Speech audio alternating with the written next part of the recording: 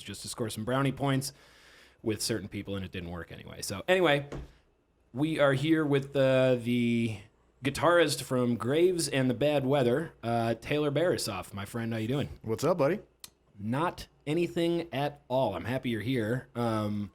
We've been meaning to do this for a while.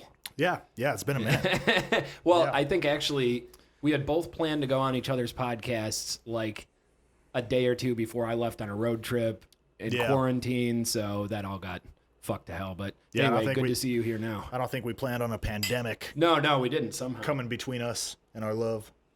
Yeah, it's the only thing that could have separated us. Also, fun fact, I think you're the first person to make me feel underdressed on my own podcast. You showed up looking cool, and I walked out of my bedroom like, "What's up, bro? Nice to see you." Nice.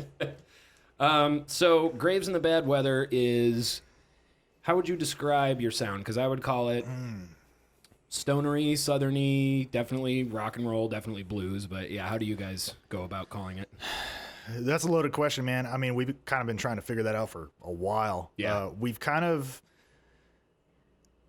narrowed it down to kind of inventing what we kind of call our own genre. Cool. And we call it Bloom, which is like doom blues. Hell yeah. So we got a little bit of the stoner rocky side, the real heavy guitars, Yeah. a lot of down-tuned stuff. Yeah. But the blues influence is like massive. Oh, yeah, it's And definitely there. We're a vocal-driven band. For sure. Too. So, I mean, we're just a heavy rock and roll band. Yeah, So well, you have a killer vocalist, so you should be she's all right. vocal. Yeah, she's okay. Yeah.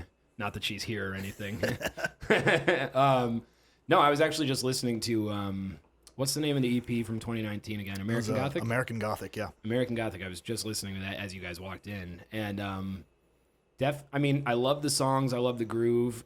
But the two things that stick out to me most are your guitar tone and her voice. No, thanks, man. Like, for sure. Your guitar tone is killer. Thanks. And that's one of the reasons I wanted to talk to you.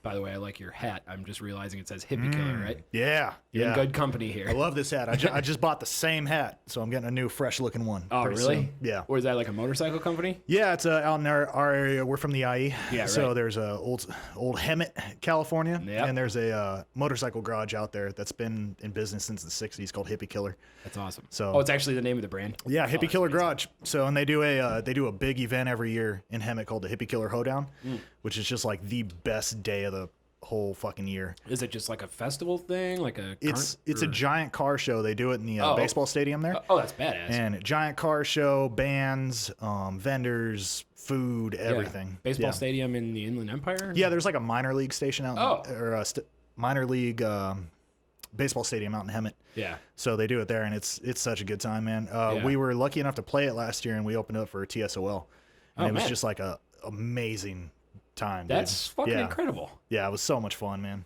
Okay, so how long have you guys been a band?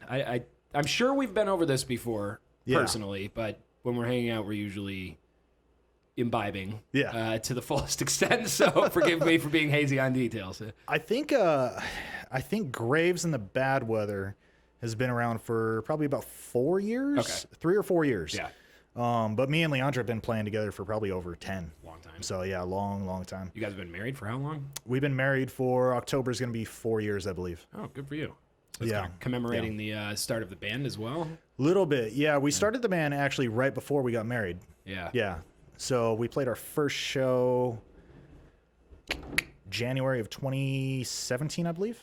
So Nice. yeah, probably about in between 3 and 4 years. January 2017. Yeah. Yeah, okay, so not even 4 years yet. Yeah. I think you're a little younger than the Absurd by like probably a couple months, actually. We probably started at just about the same time. Yeah. Before you guys were, I remember us vaguely talking about it at some point, before you guys were not a rock outfit, right? Or you were? No. We went through several iterations, man. We started out, me and Leandra met actually at an open mic in Riverside Nice. years back, Yeah. and we were doing the singer-songwriter thing separately. Nice. And then I was just out in Riverside, by the way, like 2 days ago, and I forgot to hit you up. oh yeah, what's up? Those are our stomping grounds, man. Yeah. And so we started playing together. Leandra had her own kind of thing going on with some other singer-songwriters, and she had a band called Trasm for a bit. Nice. And then eventually it evolved into the Leandra Graves band, Okay. which was it was like a bluegrass folk band. That's So, what you were telling me. That's right. Yeah. Yeah, we were like an 8-piece band. We had a banjo player. She played mandolin and acoustic guitar. We had 2 drummers. Oh, It's kind of like a bluegrass like Tedeschi Trucks kind of thing. Awesome. So Is that how you say that lady's name? Yeah, I just learned that, and Really? I always said Tedeschi. I say Tedeschi. Yeah, Tedeschi. One of my friends told me that, and I didn't believe it until I heard her say it. Tedeschi. Yeah. So Okay. I'm still trying to learn that one. All right, I'm at least not going to sound like an idiot to. I think everyone says Tedeschi. It seems like the way it's SCHI, right? Tedeschi. Yeah. Tedeschi Trucks Band. Give me a break. Yeah. Well, okay. So does that band exist anywhere on like the internet or anything like that? Did you get records up? I think no, not with that one. Yeah. There is an album that Leandra put out solo from way back. Really? Yeah. And it's still up on the internet? I think it might be. Is she embarrassed by it? No, she loves that album. Good, Yeah. really? Yeah. What's the album called? Do you know? The Cry? The Cry. Yeah. The Cry. Yeah, I'm looking at her like off screen Yeah. for like cues. Leandra Graves, The Cry? Is that the Leandra Graves band or just Leandra Graves? Leandra. Yeah, that was Do I keep saying Leandra like a fucking Midwesterner? Leandra. I just call her lady. Lady. Hey, lady. Hey, lady! I call mine woman, so I think you're a step up in class. Okay, so Leandra Graves, The Cry. I'm definitely going to listen to that because I was enjoying listening to her voice a lot. Okay, so have you always been interested in rock and roll kind of shit, or do you come from a background of listening to bluegrass, folk, country kind of? I mean, what led you to?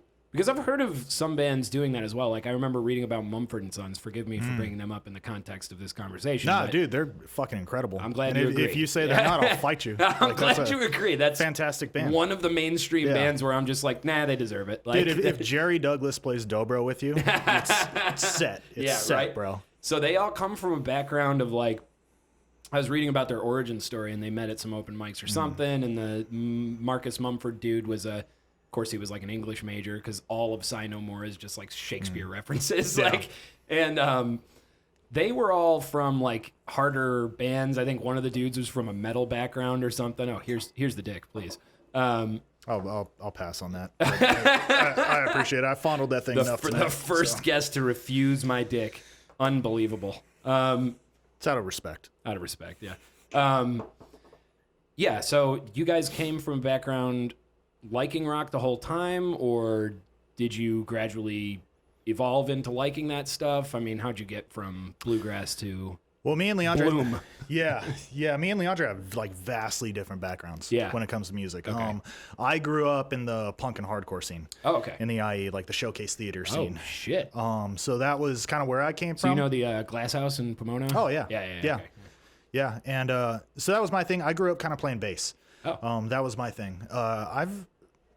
I've dabbled in guitar pretty much my whole life, but I never really considered myself a guitar player until maybe about 4 or 5 years ago. Yeah. Was when I actually started, like, I bought an amp and like I actually yeah. owned an electric guitar. Cool. Like, Were you stand-up bass in the bluegrass band? no, or? no, Oh, okay. I actually played dobro and lap steel. Oh, okay. No So shit. that's more my background than Dobro? guitar. Yeah. Okay, what is that? Why is that a lap? Is lap steel different? From It's like an dobro and- acoustic lap steel. Okay. So you ever see the guitars, the resonator guitars? Yeah. Those aren't meant to be played that way.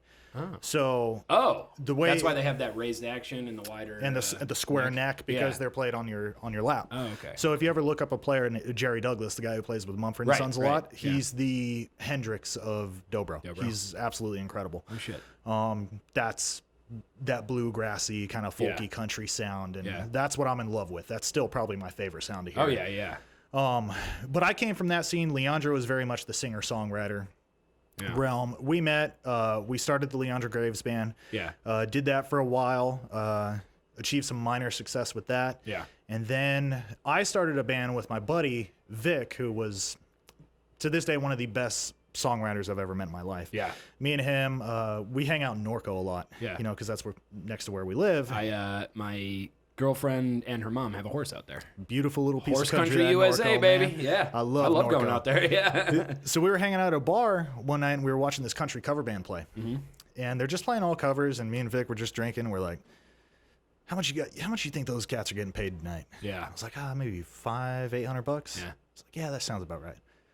You know, we could do that, right? And I was like, Yeah, we could do that. Good. Why not? Yeah, so we went in, we started a country cover band. Awesome. Me and him, and we had our first couple practices, and we were just like, you know what? Like, our originals sound a lot better than doing covers. So that turned into a band called the Palomino Kids. I like that name. Which was like a southern rock country band. Yeah, okay. And Leandra came into that to sing backup vocals. Okay. What kind of stuff were you into in like the punk hardcore scene? Like what bands? I was into Street Dogs. Okay. Street Dogs was my favorite band. Okay. I remember seeing, I mean, I can't say these names now, but back then, I remember seeing My Chemical Romance and Fall Out Boy at the showcase back when they were My Chemical straight Romance, up punk bands, though. My Chemical Romance is still good. Oh, yeah. Yeah, But it was like, a very different sound back then. Yeah, though. definitely. You know, I got into them back when they sounded like that. Yeah, this was like the Hang 'em High days. Yeah, like yeah, that right. kind of stuff. Like, Right. I was into that. I remember seeing Job for a Cowboy and Seosin and Seos, man. I think I saw them in Detroit at. God, there's this venue below St. Andrews Hall. It's this little. I can't remember. It was tiny though. I saw them with.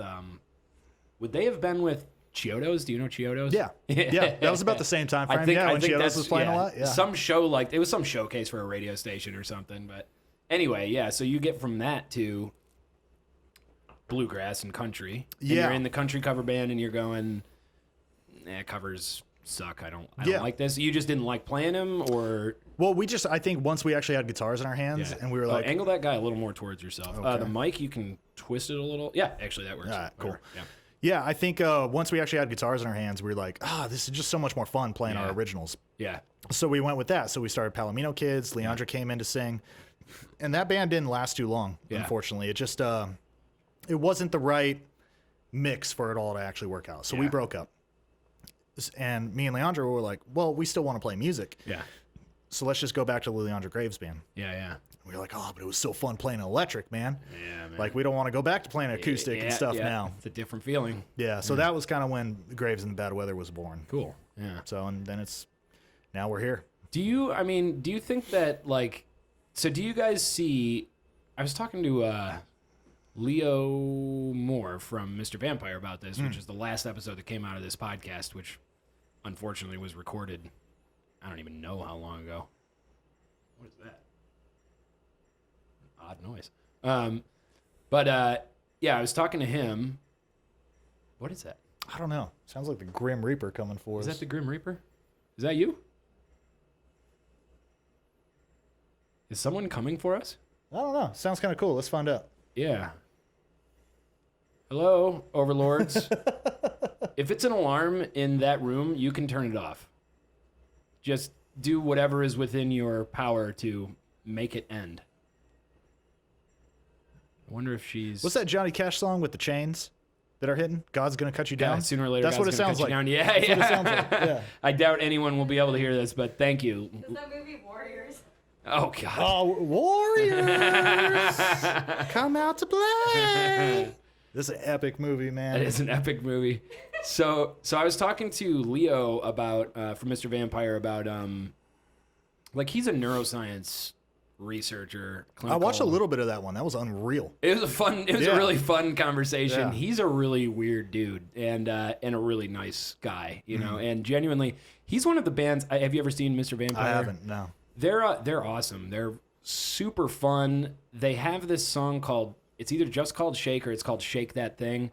I wish they had a better version recorded, but even the recorded version, it's very rockabilly.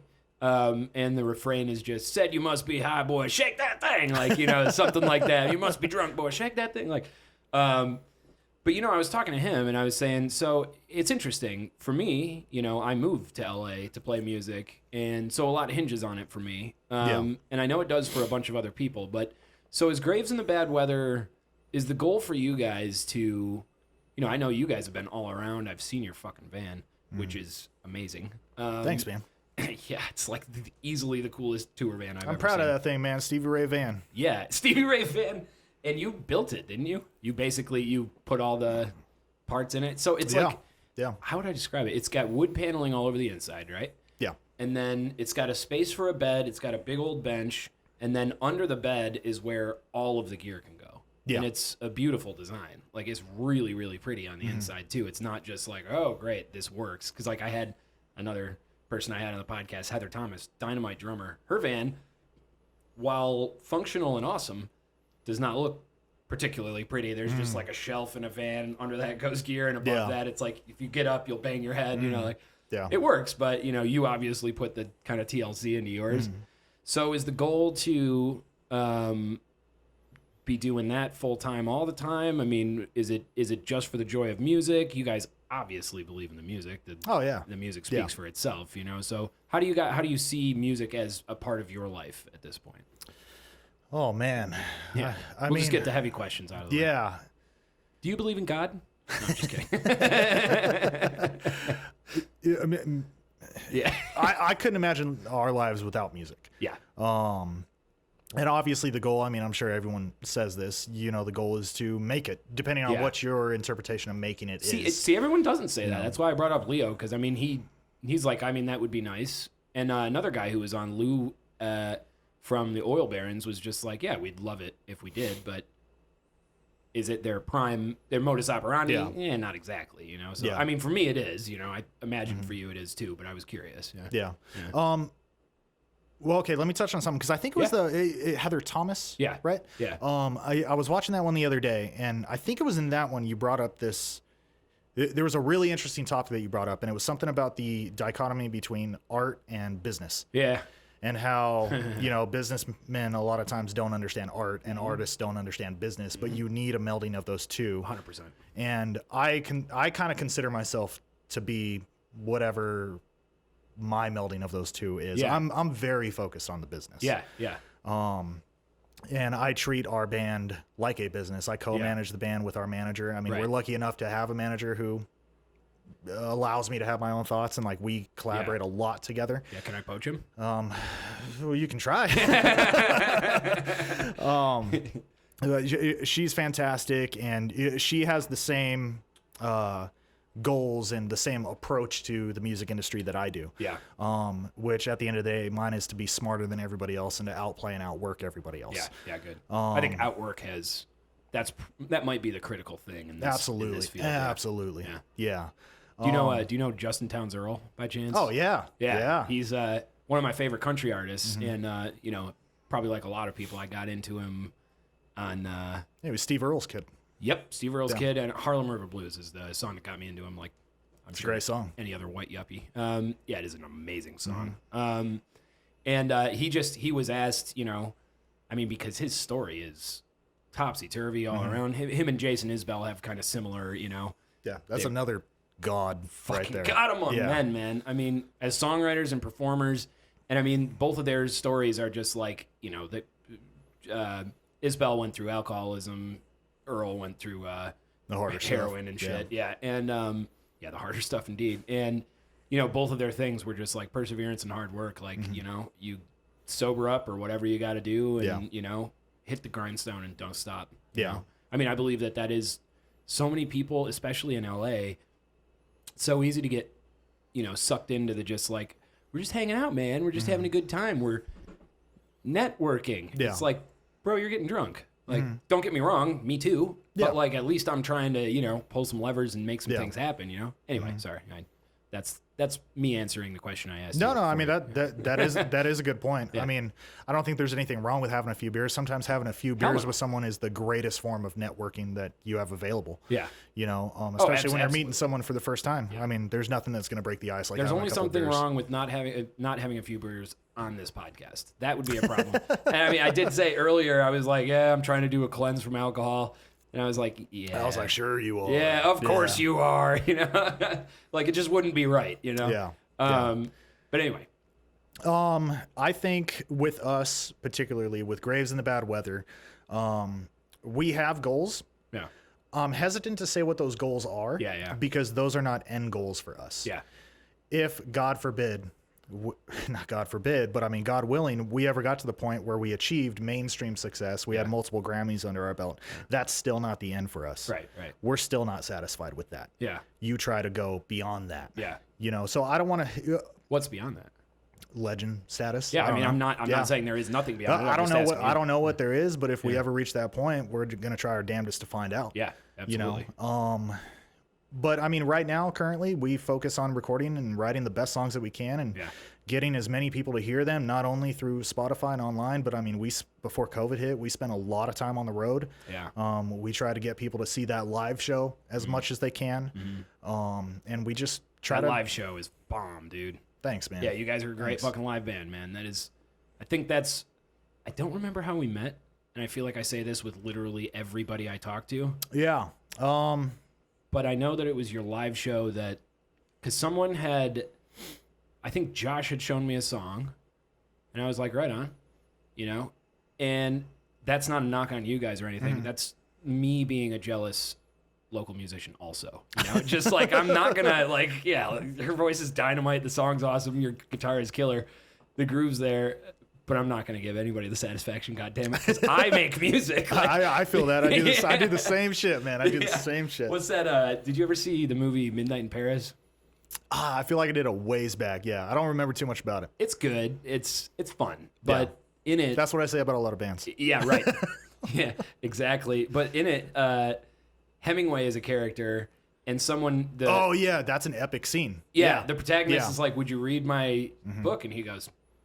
Yeah. Because, either I read it and like it, in which case I'll hate it, or I'll read it and hate it, in which case I just hate it. Or if he reads it and likes it, I'll hate it all the more because I'm also a writer, That's kind of how I feel sometimes. But I think that's so true about musicians, man. Especially when you're a working musician. It's embarrassingly true. It's embarrassingly true. Like, all of my friends are musicians. We can sit down and listen to music, and all of us will be like, it's okay. Yeah. It's not what I would have done. Well, I'm naturally cynical, too. Yeah, same here. Yeah. I mean, I hate to say it about myself, but I respect the work ethic. Oh, yeah. Way more than I respect the product. Yeah. Well, because you're working in the field, though. Yeah. You're working with these people, and the worst thing is when the thing that chaps my ass more than almost anything else is, and I know that envy is a bad quality, but I know that when I see people who maybe they're good, maybe their songs are okay, I don't see much substance there, but objectively, like, it doesn't suck, the tones are there, the recording's flawless, like, man, you're fucking 21. How'd you get those resources? Oh, your dad is so-and-so, or your brother is so-and-so, so you got a dynamite recording, and you don't fucking have to, you don't have a job, you do, most of your day is smoking weed and not doing anything, like, don't get me wrong, I smoke weed too, but, like, I have to work and do things for money, you know? It took me forever to get that computer I showed you earlier today, so, yeah. I mean, I think there's, I get frustrated with that sometimes too. Yeah. I found, particularly when it comes to music, because that's something I've been frustrated with my whole life. Yeah. Even before I was ever in a band. Yeah. If I saw that kid who had a truck at high school, and I was still riding the bus. Yeah, right. There's always that jealousy factor. Yep. But with bands, that is so common. It is. That is so common. Yeah. And at this point, it doesn't faze me anymore. I mean, because I can't be mad at the kid who God, I wish my parents had done something like that. That would have been nice. I think the most my parents ever did was buy me my first acoustic, which was huge in my life. That's nice. More, you good? I'm good for now, man. Cool. But I can't be mad at that. But at the same time, when you have everything given to you like that, you don't know what the struggle is. And I don't think you really know what it's like to really put your nose to the grindstone and make something happen out of nothing. Yep, I absolutely. In fact, I think that it destroys the quality of the music that those people produce. Sometimes. Yeah. I think the best that those people can do is make music that I just enjoy without... It's not, the lyrics aren't trying to say anything particularly, significant. The music is like, okay, so I think of it this way, like a lot of college educated jazz/funk jam bands that come out of places like Columbia or Berkeley or something. Yeah. I'm just like, man, that's some Silver Spoon music, but that doesn't mean that it's bad. Some of it, it's like, dude, you guys had 4 or 5 years to just practice your craft and that's it. So no shit, you're the best among us. Yeah. You don't have anything to say that I'm interested in, but if you stick to playing music like Wolfpack or something, Yeah. I'm just like, right on, man. Like, Yeah. I'll show up to this concert for sure. I think places like Berkeley kind of breed a very interesting culture. Oh, yeah. From what I've heard, Yeah. Have you met people from Berkeley though? Yeah. We have some buddies of ours who they formed their band in Berkeley, and they're a kick-ass fucking band. Yeah. And a really hard rock band. Yeah, cool. And one of their biggest beefs is from Berkeley is not just the student debt, but when they were there, they almost got spat on by everybody else because they were a rock band. Oh, and give everyone me a was break, like, "Nah, man. we listen to Snarky Puppy here, all right?" Which is cool. Hey, Snarky Puppy's dope. That's an example of the band I'm talking about. That's a fantastic band. Great. But it was like the culture there was like, "Nah, you're a Neanderthal if you play the rock and the roll." Yeah, exactly. Well, man, I've met a lot of people. Obviously, being in LA and working in music and stuff, you meet a ton of people from Berkeley, and look. On the one hand, I think it's great to be educated and to know your scales and your theory and all of that. I mean, it's a tool set that I wish I had more of, frankly. Yeah. But at the same time, it seems like the way that they're teaching these kids how to understand and appreciate and play music, the product that comes out is, man, it's just milquetoast. It's just it's cookie cutter. It's formulaic, Yeah. And I when I was young, I mean, I was a young dumb musician. Yeah. And I was so now against you're learning. An old dumb musician. Pretty much, man. And I was so against learning any form of theory. I shouldn't give away that we're friendly. This is supposed to be objective. But I was so against learning any form of theory because I had this like mindset that I was like, if I just get into theory, then everything's going to become mathematical and there's not going to be any soul. Yeah. And I mean, there has to be a place in between. Yep. Because and sometimes that stuff, I mean, I love listening to some of that stuff. One of my favorite bands is Polyphia. Oh, nice. And that is I don't know them very well. Precise as hell. They blow my mind. Like their musicianship is. What are they like? They are. Are they hard rock or? They're everything, man. I mean, cool. They're talking about their next album might be a country themed album. Oh, that's like Polyphia. Yeah, Polyphia, not Periphery. Polyphia. Okay, right. I'll have to check them out. They're fantastic, man. All instrumental and just killer players, man. Especially the two guitar players. I cannot begin to speak my appreciation for instrumental music. Mm-hmm. I love it more and more. The more I listen to it, I love instrumental music. Man. Oh yeah. But these guys, I mean, they're fantastic. But that's very precise, very, kind of the Berkeley feel, a lot of theory into it. Yeah. And then I could listen to a song by Johnny Cash who could barely play 3 chords. And that song will cut me to the heart. And couldn't sing by the time he was 65. Yeah. Yeah, that song will make me feel something. Absolutely, yeah. Well, that's the difference, too. It's like there's... But then you have guys like John Mayer, who John Mayer's a Berkeley-trained musician. Yes, he is. Yeah. And some of his Slow Dance in the Burning Room will cut me to my soul, man. Love that song. Dude. Yeah. I hate some of John Mayer's songs with a fiery passion, and I love some of his songs with a fiery passion. I will say, too, I don't know how you feel about this as a guitarist. Did you ever see him do Crossroads with Clapton? Yes. So when I was like 18, I wouldn't have considered myself a guitarist yet. I was mostly a drummer. Yeah, I kind of knew how to play guitar to like... write songs. That's basically why I picked up an acoustic in the first place. I watched that performance and I thought, man, John Mayer just fucking showed up Clapton. Like, how'd that happen? Watched it again when I was like 28. And I was like, shit, Clapton is teaching this boy a lesson. Because John Mayer, sometimes, man, when he does his trio stuff, I'm like, he's undeniably a great guitarist. Yeah. Like, that's not even a question. But stylistically, I'm like, Stevie Ray Vaughan much? Do you like Stevie Ray Vaughan? Yeah. Do you like Stevie a little bit? Like, it's a little much at some points, man. I think John Mayer, like just watching him, not listening to him, but watching his progress as a musician, whether you love him or hate him, I think it's a master class in being a guitar player. I think so, too. Because you watch the way he was when he was young. Yep. And he came out of the gate just on fire. Yeah, he did. Everyone was like, who the fuck is that he playing just guitar? Killed it right from the beginning. And, a Berkeley-trained musician who was into blues and soul. He dropped out, too. He did. Yeah. But he was just an amazing player. Yeah. And everyone agreed that he was an amazing player. So immediately he was that guy, B.B. King's in town. Right. And he's going to have John Mayer sit in on a song. Slash is going to have John Mayer sit in on a song. All these people. And when he was young, there's a really famous clip of him playing with B.B. King. Yeah. And, they're going is this the one where... Yeah, keep going. I know this clip, I think it's 4 of them. It's B.B. King, Slash, Derek Trucks, and John Mayer, I believe. Yeah. And they're trading off solos. Yep. And, Derek Trucks is doing his slide Is things. this the one where BB calls him out? Yeah. I fucking love this. Yeah. Clip, And dude. BB basically is watching John Mayer play, and he's like, what the fuck? He's like, I wrote that lick. He's like, you sound a lot like me right now. And he just calls him out. Yep. He was just copying what BB was doing. Yep.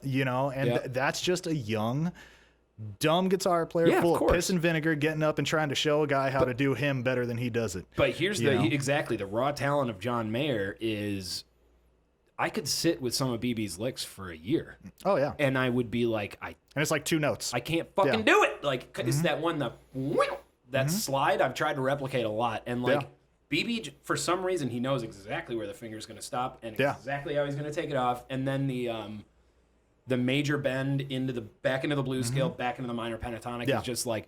Did you ever get a chance to see him live?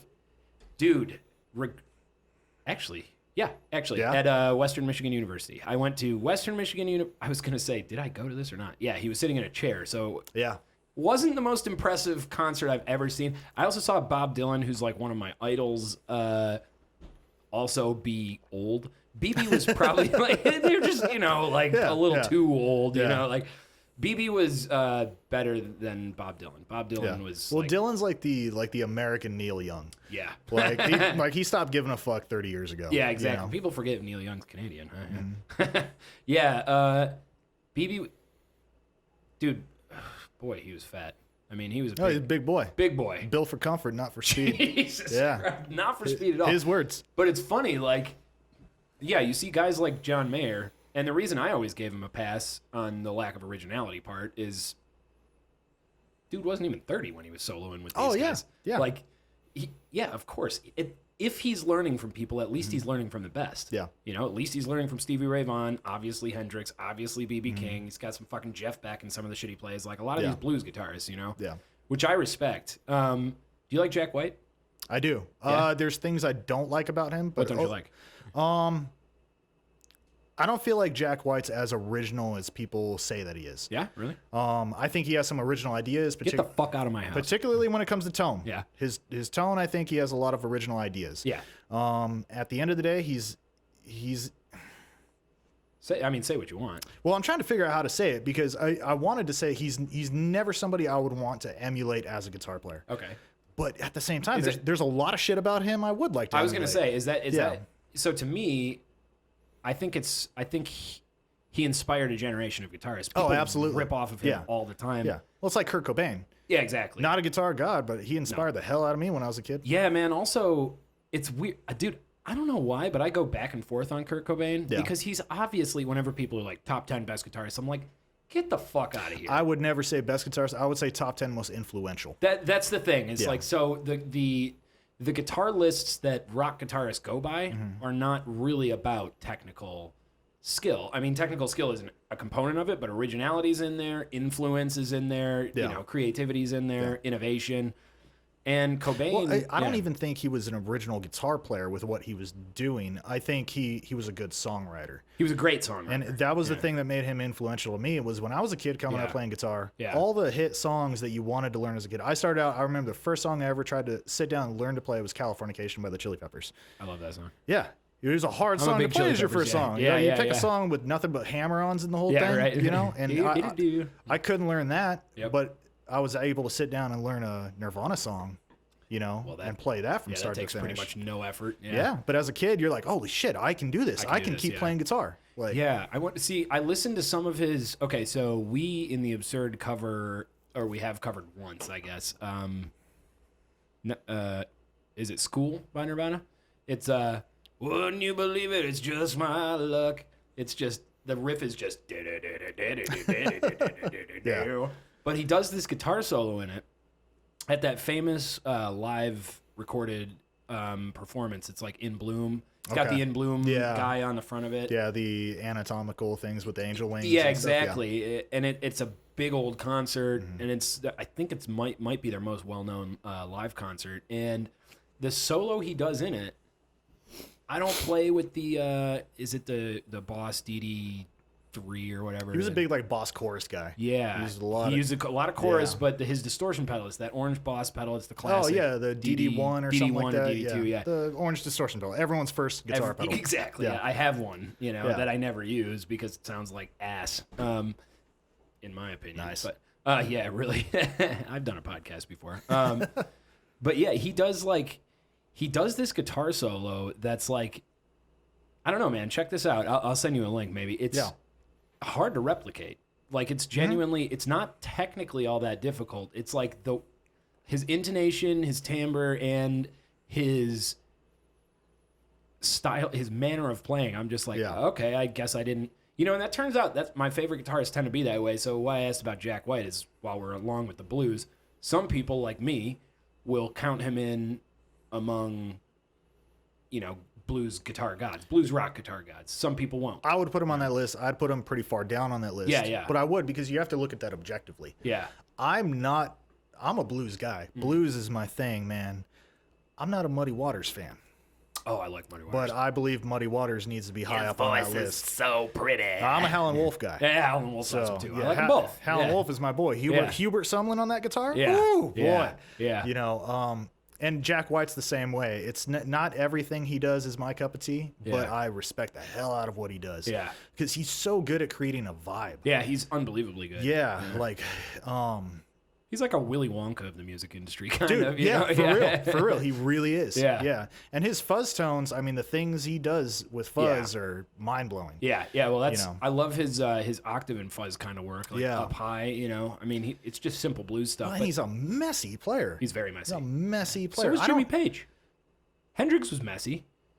Not like Jack White. No. Nah. But man, you look up Jack White live, especially when he's older, like... I don't know how he pulls off some of the shit that he's doing. So a lot of times I listen to it, I'm like, that fool did that by accident, and then he does it again. It sounds like it. Yeah. But he's even said in interviews, he's like, part of what I love about playing live, like when things go wrong, I love when things go wrong because that gives me the opportunity to like innovate around that. Yeah. And like I've worked that into the absurd because I break a string every other fucking show. And like, by the way, I need to ask you about that off camera because that's a boring conversation. But anyway, so your guitar style, when you started playing guitar, given all we've talked about guitarists, did you come at it from, I've always loved Howlin' Wolf, I've always loved these blues guitarists, or did you, once you started, did you start on acoustic? Did you start on electric? Did you work your way into electric? How the fuck did pedal steel come along? Lap steels. I always dicked around with acoustic. I played bass in bands, in blues and punk bands and stuff. Yeah. I got an acoustic guitar. I did the singer-songwriter thing, and when I really started learning guitar, to me, one of the most influential guitar players to me is Lightning Hopkins and Townes Van Zandt. Townes Van Zandt, I know. I don't really know Lightning Hopkins. Okay. Lightning Hopkins is an old school blues guy. Okay. Very similar to a Hubert Sumlin. He's a finger picker. Yeah, I know is he like clawhammer? No, he's not. Well, I mean, he probably does some clawhammer stuff. Like like some Travis picking. Dire Straits fella? No. This is much more. I mean, this is old school Southern blues. Yeah. Solo guy. Yeah. Maybe had a tambourine duct taped to his foot. Right. But just amazing player. So much soul in his recordings. Yeah. You get those old school grainy recordings. Lightning Hopkins. Yeah, and it'll just take you someplace if you're driving. Put on some Lightning Hopkins. I'll put it on. Yeah, it'll take you somewhere, man. I'm going up PCH tomorrow. I'll put it on tomorrow. Dude, perfect. Hell yeah. Listen to it. So there's this thing about Townes Van Zandt where Townes Van Zandt had a very particular way of playing guitar with his fingers. He didn't use picks. And he had this rhythm, which, I mean, later got known as like Travis picking and stuff, and he would alternate that. But he got super high because he was this massive drug addict, locked himself in his apartment for like 60 days. Okay. And did nothing but listen to Lightning Hopkins and try to emulate what Lightning Hopkins was doing. Awesome. And then it came out and recorded some of his best live songs ever. That's awesome. And just an incredible player. Yeah. So I kind of did the same thing. I got really into the finger picking style, which helped a lot with dobro and lap steel. Okay. Because I got inspired by Ben Harper and Jerry Douglas. Ben Harper's awesome. He's amazing. And he's Jerry kind of Douglas, like now that I know who he is. He's kind of like a hometown hero where we're at too, because he's from Claremont. Is he from Claremont? Yeah. Yeah, the Folk Music Center there. I saw him there a few times. His grandparents own that shop. That makes sense because my girlfriend's parents are from Claremont, and they were asking me about Ben Harper the last time I was there. I was like, yeah, I know Ben Harper. Why? You know, like, well, apparently he's from Claremont. And yada yada. Yeah, he lives there. He's got a studio there. No everything. Shit. Yeah, Claremont's pretty. Oh, it's really nice little college town. Yeah, and that little downtown area where the Folk Music Center is at is just like vibes, man, all day. Check that out. Yeah. Anyway, so I got inspired to play dobro and lap steel with that, and then when I went on to guitar, pretty much learning guitar for the country cover band and for what became Graves in the Bad Weather. Yeah. I wanted to sound like Billy Gibbons. Nice. Billy Gibbons and John Lee Hooker. Nice. Those were my two boys. Yeah. And that's where it started, and it just grew and grew and grew from there. You got like a Billy Gibbons kind of vibe going on, so that'll work. Just say that because the beard, man. Yeah. That is the only reason. I wish. I'm doing a terrible job at trying to sound like Gibbons. I could see. Yeah, right. I could see you on stage. You ever wear sunglasses on stage? Nah. Oh, you should. I'm a douchebag, but not that big of a You might as well commit though. If you're already a douchebag, you could. You know, I think you could pull it off. I think it'd look kind of cool. I can barely see what I'm playing now on stage. I don't need sunglasses to get in between that. Oh, I think I remember where I met you. Was it Rockers Ball? Rockers Ball. That sounds familiar. What is Rockers Ball? It was at Bordner's. Yeah. Was that where we met? Yeah. Yeah, it was us, you guys, Whiskey and the Wolves, and DPS. Yeah. Dead Poets Society. There must have been one more band, too. Nah. Well, Jack Cash. That's right. Jack Cash in the Long Haul. Yep. Yeah. Yep. That was a pretty good show. Was that was a fun show. Was that one of the good shows there? Because I had with Rockers Ball, I had one ridiculously good show there. Yeah. Of course, it was my birthday, and good in terms of people there or turnout, performance, or vibe, just everything was. It was one of those shows, man. And it's a funny thing about playing live shows. For everything to go right is so rare, you know. Yeah. It was one of those shows where we showed up, the vibe was immediately good. We had a ridiculous show of support for birthday, and we were releasing something or something. And we had said, hey man, this is an outdoor stage, really cool. The cover was ridiculously expensive, and we worked out some deal. It is an expensive cover at Rockers Ball. It was so stupid, dude. Yeah. And Rockers Ball is no more because it was mismanaged into the fucking ground as far as I know. Good riddance. I mean, it's one of those shows where, man, we got paid really nice from that one, and then the next one, we easily had the most engaged crowd, brought the most people, and didn't get paid anything on some technicality, which was like, the dude who runs the show is like, hey, you guys are the homies, and it's like, are we though? I mean, I don't. That was his excuse for not paying you? Yeah. Well, there was a threshold that we were supposed to reach for bringing a bunch of people, but we split our draw with another band that we knew, and he said that the threshold wasn't reached. But it was one of those shows where it was like, man, 3 sets in a row, people were asleep, and there was no one there. And then as soon as we went on, fucking electricity turned on, apparently, we just did well, and I'm not gloating. I'm just taking credit because you guys are. We have sucked it up a million times. Thank you. But for all the times we've sucked it up, I'll admit that. But yeah, it just ended up being BS. But yeah, I the reason I remember that is because I remember being like, "You got a Billy Gibbons kind of like." I kind of saw that you're relative. You're not totally still on stage, but you have that. Some people don't understand. Everybody's like, oh, you got to move around if you play in a rock band. It's like, nah, man. Sometimes you look like a fucking fool if you move around, and you don't look like you know what you're doing. Like, not everyone's meant to move around. Like, you're someone who can legitimately just stand there and be like ripping it up. Well, I'm a big boy. I take up a lot of space on the stage, so you don't want me moving around too much. You're taller than me, man, too. Yeah, and like, I don't know. You kind of have that. I don't know how to describe it. It's almost like. It's just there's a presence there, So it's like, I think if you did the sunglasses, it would add to kind of an ominous kind of just like, who the fuck is that dude? Like, whatever. I'll try it out. Yeah. Give it Next a shot. time we play together, I'll try it out. Yeah. Play it at a show where I'm there so I can see it. If I hit all the wrong notes, it's your fault.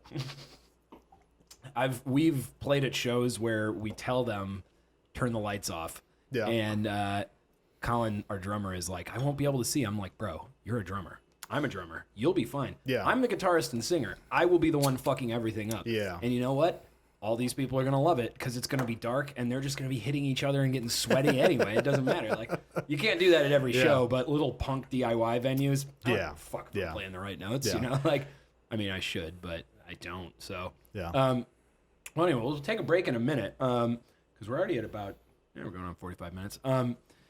Oh, yeah, and you have to send me one of your songs that you want me to play in the intermission. Whichever one you want. Yeah. But also, so... You want me to send that now, or are you going to do it in post, dude, or what? Dude, yeah, I'll do it in post. Cool. Yeah. No, we'll just put a phone right here and walk away. And Classy. yeah, you want to hear Graves in the Bad Weather, listen to this phone from my phone. No, but before we do, because, I think the second half will be more probably not about your band at all. Okay.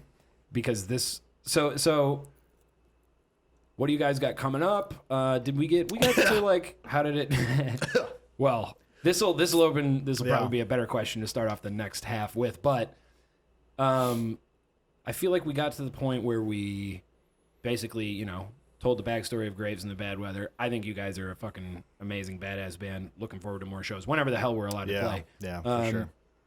And let's leave what you got coming up for next, because that seems like it'll be a whole thing.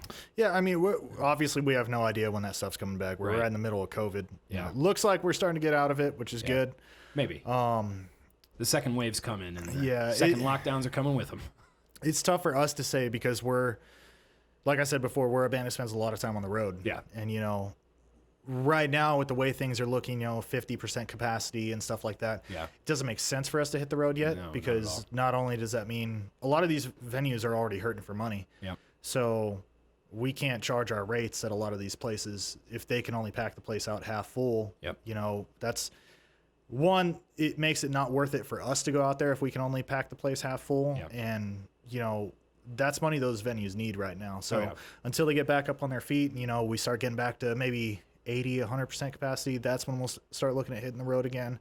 Right now, I can't say we're taking this time to really work on, it's been kind of nice, to be honest, in a way. Like, I miss the hell out of the live shows, man. I really do. We had some awesome stuff lined up that had to get canceled. Same.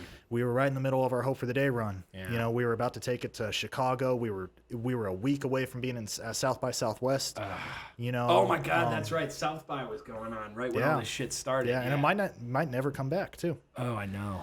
So good. They would never let us in. So sorry for you guys, but better for us. So we were a week away from hitting the road for Texas, and South by is always like a highlight of my year. Yeah. Right next to NAMM, like those are my two favorite times of year. Yep. And did you go to NAMM this year? Yeah, I go every year, man. I love NAMM. Was it good? Yeah. Oh, it's always good, man. Yeah. NAMM's great because there's a lot of people who hate NAMM. Right? Yeah, I don't understand those people. I went last year. Well, and I think a lot of those people are people who didn't get invited. Yep. But also, I love NAMM because it takes place in January. So, and being a working musician, by the end of the year, you're fucking drained, exhausted, dude. Yep. And you go to NAMM and you spend 4 days surrounded by some of the best musicians on the face of the planet, both working and, professional. Yep. And just looking at the new gear, there's no better way to get motivated for the rest of the year. You're right. All the jams that take place, like I go into NAMM just like, another fucking NAMM. Yep. And then I come out just like taking over the fucking world this year. Inspired. Like, It's seriously inspiring. Yeah. It's and so then much you fun. have a week with NAMM tracks to plan another thing. Yeah, dude. I've never gotten sick from NAMM. I did this year. Did you? Yeah, this year. It was COVID. I think it was. I mean, I know everyone's saying that, but like me and Leandra, like something hit us hard right after. Yeah, it got pretty bad. Yeah? Yeah. I had to take like a week off work or something like that. No shit. I never call off work because I try to save that for touring. Yeah, right. My vacation time and stuff. Did it feel like the flu or? So I was at work actually. Yeah. And if I start to feel a little sick at work, I'll muscle my way through it. Yeah. But I went in feeling fine, and at about 9 a.m. or something, it was like someone flipped a switch. Yeah. All of a sudden I could barely function. Like I just started cold sweats. Yeah. Everything. I went back home, and I don't think I got out of bed for like 3 days. Jesus Christ. Yeah. And I had this cough that lasted for like a month. That's my girlfriend had something very similar. Yeah. I see. I got maybe a 5-day period of, not having shallow breathing kind of, which I have some, I don't know if I have respiratory issues. It might be anxiety. I just have to take deep breaths every now and then for whatever reason. Always have. And that was weird. I run almost every day, and I noticed halfway through a run, I'd start taking a walk and just, just like. That's your fault for running. Yeah, exactly. What's wrong with you? It's one of those things. I mean, I don't know. On the other hand, I think I work in bars. I play rock music to sweaty clubs. I do drugs. I have threesomes. I mean, I should have had COVID at some. I'm on the West Coast. It should have come around. But so presumably I had it. But I don't know, man. I know everybody does say it, but god damn, I just hope we're past it. Yeah, I don't fucking know. Anyway, let's take a short recess here. Let's do it. Get people to listen to one of your songs. Which song do you think you're going to choose? I think we'll go with Sinner. Yeah. Good, because I was going to say we're going with Sinner. I don't care Sounds what your good. choice is. Sounds good. Let's go with Sinner. All right, we'll be back in a little bit. Bam.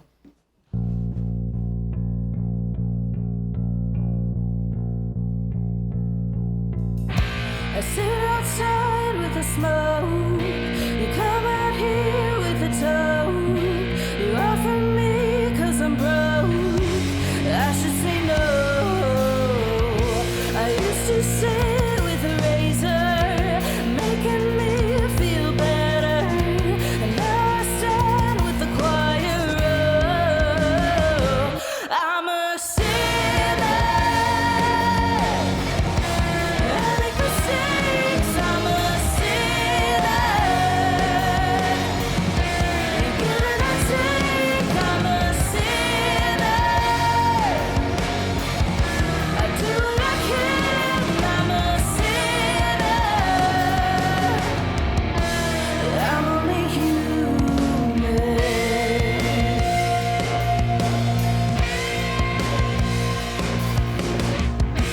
I'm at home in a riot. I say why not 'cause I've tried it. And I can't stand in the quiet. Oh, I'm a sinner. I make mistakes. I'm a sinner. Give and I take. I'm a sinner. I do what I can. I'm a sinner. I'm only human.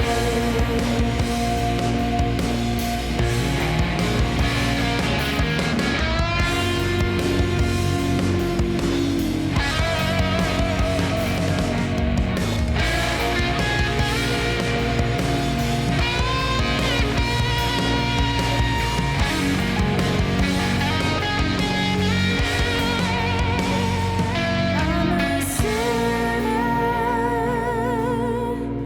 I make mistakes. I'm a sinner.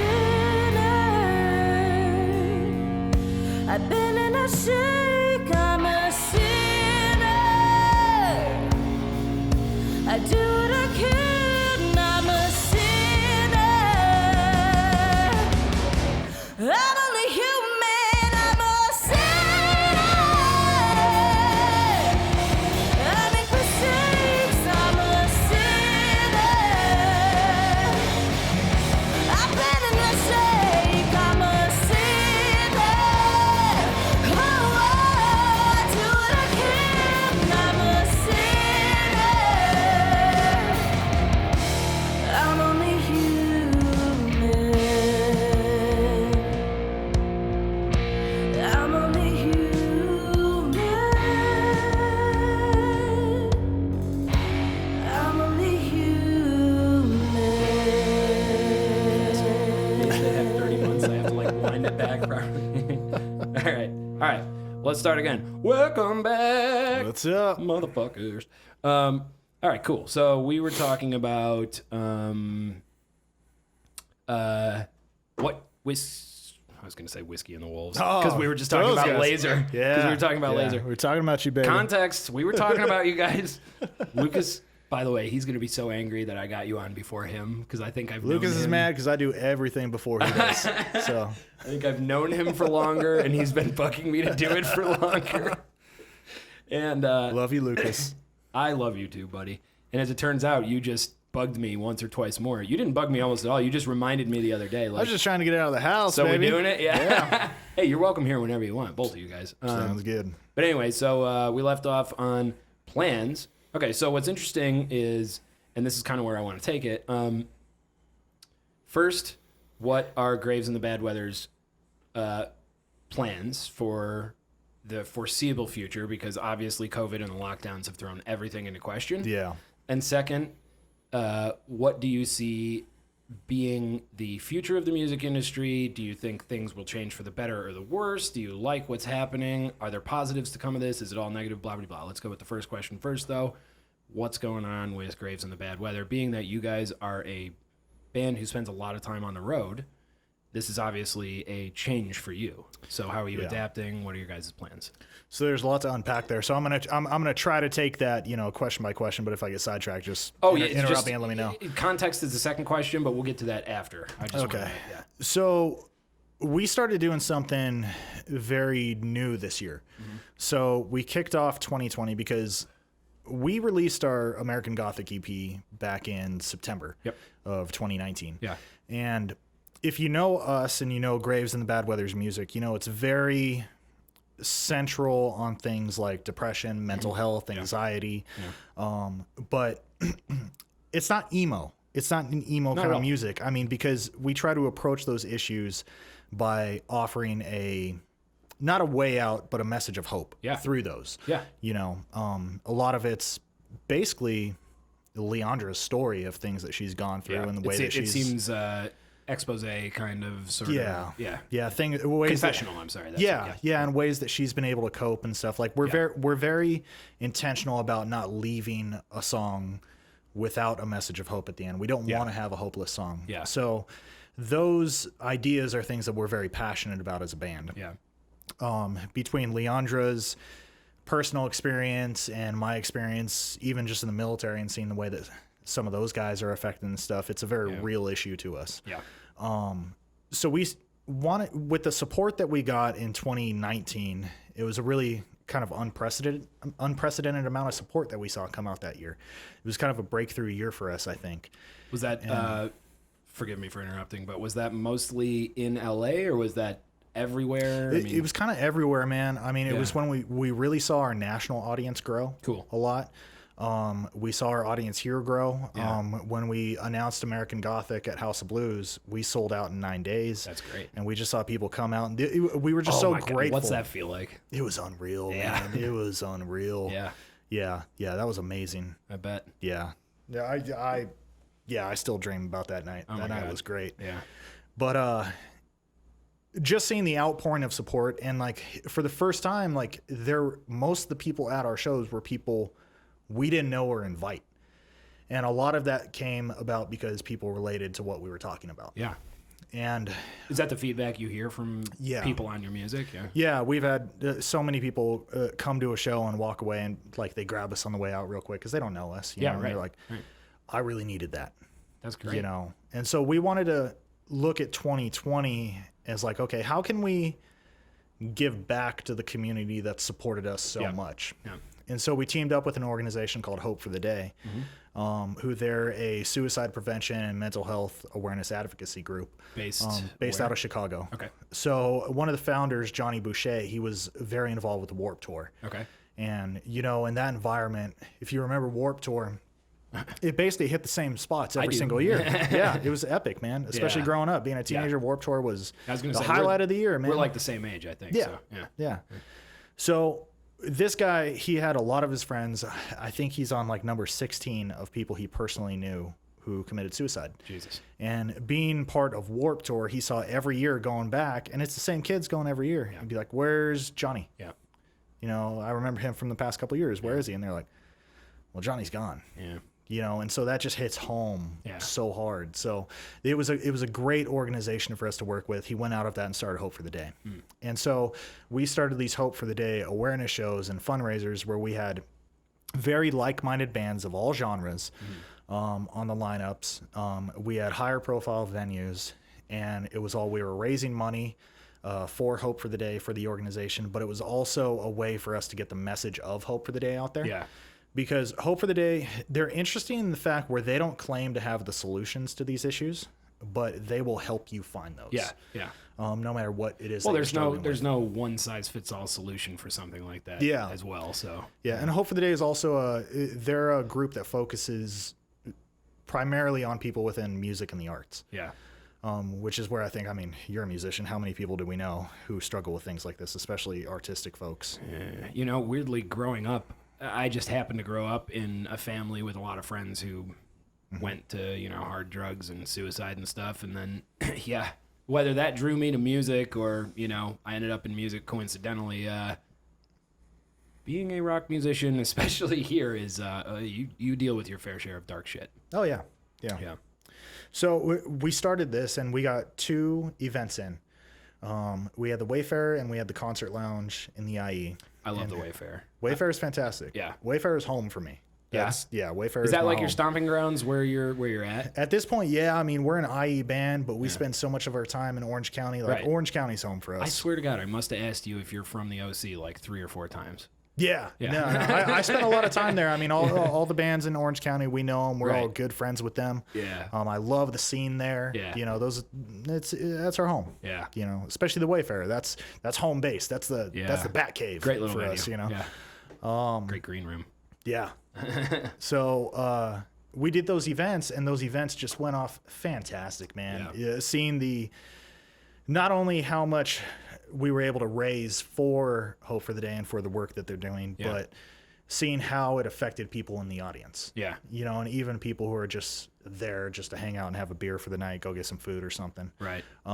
It was really cool to see. And we were, you know, we got 2 steps in, but we had another 5 months of that planned, you know, going all the way from Southern California to Chicago. You know, our next stop was going to be South by Southwest. Yeah. So, and COVID hit. So unfortunately we had to put a stop to that. But I want people to know that that's not something that we forgot about. Yeah.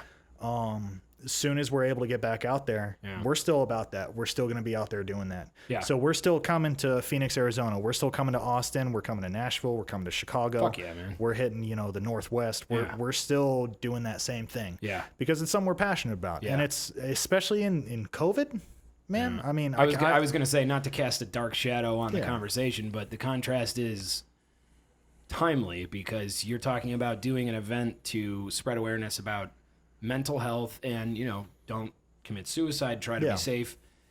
Meanwhile, this COVID and the lockdowns have seen mental problems and suicide skyrocket in a way that Yeah. has not happened in a long time. So yeah. that contrast is, I mean, as a member of a band who is passionate about raising awareness about those issues, that's got to hit kind of hard. Oh, yeah. Yeah. Yeah.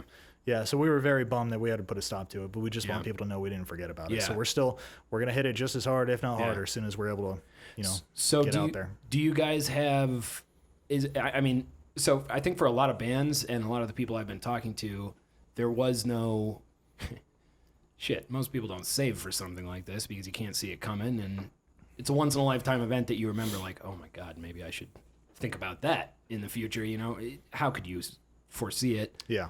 But I think a lot of bands obviously didn't have a contingency plan in place for like, For a okay, pandemic. in case a pandemic happens. Exactly. So are you guys adjusting in terms of like, okay, are you thinking, okay, we'll go into a studio, we'll try to get some of our own recordings, maybe do some live streams, blah, blah, blah. You know, obviously this is all the rage right now. Are you guys trying to assimilate to the new sort of way of putting music out and reaching people, or are you guys just saying, hey, we're gonna take a step back, kind of reassess, maybe reevaluate, wait until this is over and see where we're at?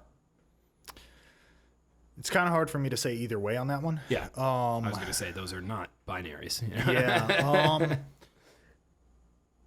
I think the difficult part is we still don't know how long this is going to last. Yeah. So I would say in the short term, no, we're not adjusting to Yeah. this. Yeah. No, it's business as usual. If anything, we're looking at this as a vacation because Right. we owe it not only to ourselves, but if you're a musician and Yeah. you don't come out of COVID, this quarantine thing, as a better musician, Oh my God. that means you fucked up. Yeah, you fucked up hard. Yeah, because you literally had nothing else to do. Dude, I am so excited to get out and play guitar again. Oh yeah. Because like, dude, I've always felt, I mean, you're one of the guys. I have a lot of friends who are guitarists in the scene who I meet, and I'm just like, man, I know I'm creative, I know I'm capable, but I'm just not someone who can go out there and fucking kill it with a guitar solo, you know? Like, I'm close, but there's boofs, there's, you know, a lot I need to work on. And now it's been 3 months of like almost an hour or two a day of just straight working on. Oh, I've seen your videos, dude. Yeah, thanks. Yeah, your It's live coming streams along. of you jamming to backing tracks. Yeah, you're killing it. Thanks, man. Thanks. Yeah. And like, dude, I'm stoked to get out there and do it, man. But like, yeah, if you're getting worse as a musician, what were you doing? Yeah. This is like isn't this like the perfect kind of thing? Look, it's terrible. Okay, the first off, COVID fucking people up. Yeah, we all agree about that. Exactly. Yeah. The lockdowns suck. You know, Yeah. all of it is bad. Okay, but in terms of the fact that you got one life to live and you gotta try to see the glass half full, no matter where you're at. You gotta kind of like. It is hard because originally they were like, okay, 2 weeks lockdown. Okay, month lockdown. Okay, month and a half, and it's like, Jesus, just give me an end date so I know how to plan my life accordingly. Yeah. But Yeah. you know, at the very least, once it became clear that this thing's gonna go for a while, Yeah. it's like, okay, well, here's gonna be my thing. I'm gonna wake up, I'm gonna exercise, whatever, and then, man, I'm spending my time on music. You know, Yeah. what the hell else as a musician? What are you doing? You know, this is the thing that all musicians want: time. Yeah, and I mean, I don't know how you feel, but dude, Yeah. for Graves, we gig so much, and it felt like for us to take the time, it would take us sometime a year to put together a group of songs that we wanted to record. Yeah. You know, and most of that is because we focus so much. We take a lot of pride in our live show. You guys are like as a very band. much a live band. And even though I've been playing some of these songs for 2-3 years, Yeah. I need to be fresh on those songs when I go before an audience. Yep. So we spend so much time practicing our set. It may be the 500th time we've practiced it. You guys are tight but live. Yeah. God damn it, we're going to be fucking tight. It doesn't leave a lot of room to, okay, hey, we're going to work on this new song. Yeah. You know, and now with COVID, it's like, hey, no, we have all the time. Like, this is our time to Let's write do new it. songs. Let's do it. Yeah. Like, and to focus on how do we shape up the older songs? How do we make those songs better? Yeah. You know, how do we actually find out, like, what is our style? Yeah. You know, because before you're writing songs and you're like, that's a good song, and you take it, you know, and now we're like really focusing on our sound. What is our sound? What is our identity as a band? So would you guys have American Gothic and one other EP out? Yeah, Hyena Rock. Okay. Yeah. Which came out in 2018, 2017, I think. End of 2017? Early 2017. Early 2017. Yeah. Okay. April, I think. Okay. So do you think that American Gothic is a representation of your band as you want it to be represented, or do you think it is a step in the direction of representing your band as you want it to? Like, okay, I guess what I'm getting at is like we did a couple EPs, kind of, Yeah. you know, had songs, whatever. We got to one EP where we're like, okay. Yeah. And then we put out an album, we're like, oh shit, that's how we sound. You know, this makes more sense. Do you guys feel like you're at that point, or you're coming up on that point, or you were just coming up on that point? I or- hope we're never at that point. You'll never be at that point. Yeah. But what I'm saying is, you know, at least with The Absurd, there was a point at which, because we weren't in a bunch of prior bands Yeah. together, especially, you know, I was in one. And, you know, so looking back, I go, okay, there's these some recordings The Absurd has done were taken down from the internet because I'm like, nah, that's, Yeah. there's nothing that Graves in the Bad Weather has done that I would even consider that way. So There's some stuff out there. yeah, in my well, like opinion. live shit or what? Yeah, there's some stuff out there that was, I mean, way before we ever recorded our first album when we were just getting our feet wet and rock and roll, where I was like, I don't like that one. But Not- I mean, not that's the all, best effort, that's yeah. all personal preference. Of you know, course, I yeah, mean, yeah. You're always your own worst critic. Yeah, of course. So I mean, do you think like, okay, when you talk about like, okay, let's workshop these songs, let's figure out what this sound really is. Okay, so how did you record American Gothic, by the way? Did you guys do it track by track, person by person, or did you do it live? Track by track. Okay. Yeah. How would you guys feel about doing an album live? Mostly. I would love to do an album live. Because I feel like your guys' live sound is where you're at. Yes. You know? Yeah, we've toyed with that idea. Potentially even click free. Oh, yeah. Do you yeah. play with the click live? You don't? No. Okay. No. I know you guys don't. No, I mean, we've we fucked with it. Yeah. But for us, it kills the soul. Don't do it, man. You guys, not your band, man. We've been lucky enough to play with some really great drummers who hold it down. Yeah. And, we're musicians. We know how to play along to a good drummer. So, that's not something that we've ever... If we ever brought in backing tracks or something like that, which I'm not saying we are, but just make sure you're speaking right into it. If that was ever an idea... You don't have to be super close, just directionally. If that was ever an idea for us to play with backing tracks, then we might bring a click in. Yeah. But that's only because of the backing tracks. But, I mean... You guys don't need... maybe... No, you guys don't. If we did. Tracks. I mean, if we ever did something like that... I will give you so much shit. I know. Yeah. I know. It doesn't matter. I know. Yeah. We'd still sound better. Yeah, exactly. No, I mean, okay, so I'm back and forth on the backing track thing because... It has to make sense. Like, it almost has to be, like, believable in a way. Like, I see bands do backing tracks, and I'm like... Right on, man. If I wasn't seeing you live and just listening, I'd still be able to recognize sort of the stale element that's there. But, I mean, technically speaking, it sounds good. I can't say it sounds bad. Yeah. At the same time, a lot of bands who are playing with those backing tracks, the soul is just sucked right the fuck out. Yeah. And I'm not saying I've never seen it work. I think it depends on the band. I think there's some bands who it makes a lot of sense for them like who? To play. Holy Wars. I don't know too much Holy Wars. I know them, but I don't know them well. Holy Wars plays with backing tracks, and it makes sense for their music. Yeah. Like, it adds an element to their music that they wouldn't be able to get otherwise. Yeah. How many people in that band? I think they play with a 4-piece. Yeah, sometimes 5. I think they got another guitar player recently. Okay. Dead Poets Society had backing tracks, didn't they? Yes, they played to a click. I'm not sure if they're still using it or not. I'm not sure what they're doing with their backing tracks. So unfucking necessary. I mean, they're just a raw fucking rock band. Like, yeah, but I don't need the strings live. Like, turn up your amp. I've been hanging out with and watching Dead Poet Society for years. Jack, the guitar player, is the one who produced American Gothic. Oh no shit. Yeah, is he the singer or the? He's the other guitar guitarist. player. Okay. Yeah, they're both named Jack. So yeah, well, that's confusing. Underkoffler. So okay. Underkoffler's the singer. Collins. His last name is Underkoffler? Underkoffler, That is one of the coolest last names I've ever heard of. Really? Underkoffler?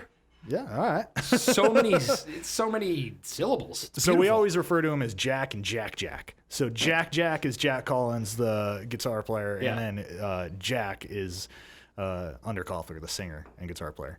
Underkoffler? You don't think that's cool? No, I don't care. No. Yeah. Barisoff is a pretty fucking... Is that your last name? Yeah. That is your last name. It's Russian as fuck, dude. Barisoff is it reminds me of Dostoevsky, kind of. It just sounds Russian. Yeah. Oh, yeah. You should write a novel.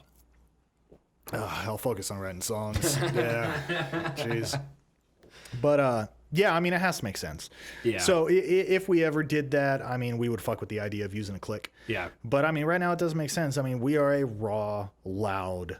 Dude, yeah, I think you guys gotta see that one through for a little while. Yeah, at least as a spectator. Yeah, I mean, and it again, I want to say it's not something we're looking into doing right now. I mean, dude, but if we ever want to add some heavy bass drops and 808s and stuff in there, then you got to do it. I can't do that with my guitar. No, and you have to play to a click because if everybody isn't on the same page as to when those drops come, well, you at least have to have the drummer playing to the click because the drummer is going to be the one triggering 90% of the time. Right.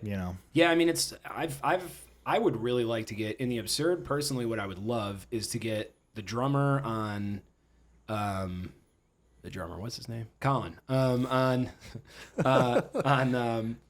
him one of those octopads where you can trigger, you could do like an SPD or something like that. Exactly. Yeah. And then I would also love to have a keys guy who can play guitar and understands like mixing and shit. Yeah. Because if you have that guy, then you don't have to rely on backing tracks at all. Yeah. I thought she was waving for a second. I'm like, what did I say bad? Did I do bad? She was fanning herself off. Yeah. We've forced Taylor's wife this conversation's riveting. To sit through this horrible conversation in the horrible sweltering heat. But I think like having that guy, I don't know if you're a fan of Incubus.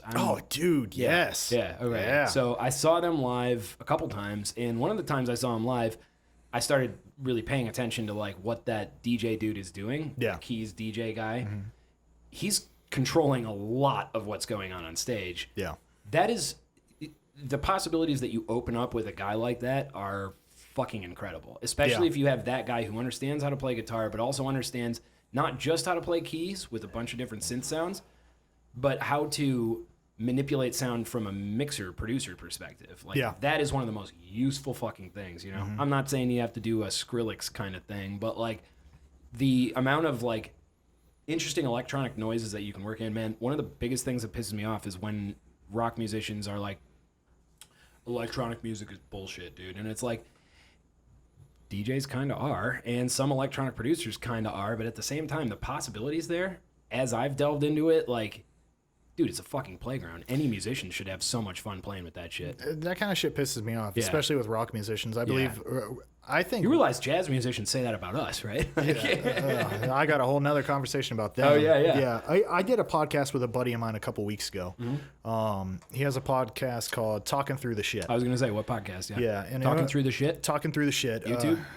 It's on... it might be on YouTube. It's on Apple. Okay. You know? Talking Through the Shit. Yeah, it's my buddy Rick, and he's a hip hop head. Yeah, you know, and he remembers rock from early 2000s, 90s. Yeah, you know, and I was listening to his podcast, and we're good buddies, and he was talking to his buddy, and they get in this whole conversation about how rock is dead, and I was just listening, and I was like, these fucking morons don't know what they're talking about.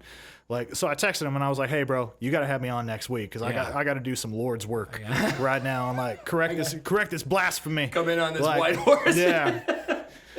So he comes over and like we set up the podcast and we have this. It was a really cool conversation. Yeah. And one thing I go into is like, rock is not dead, but if it is dead, you know who killed it? Rock musicians. Yeah. Like, because they just gave up.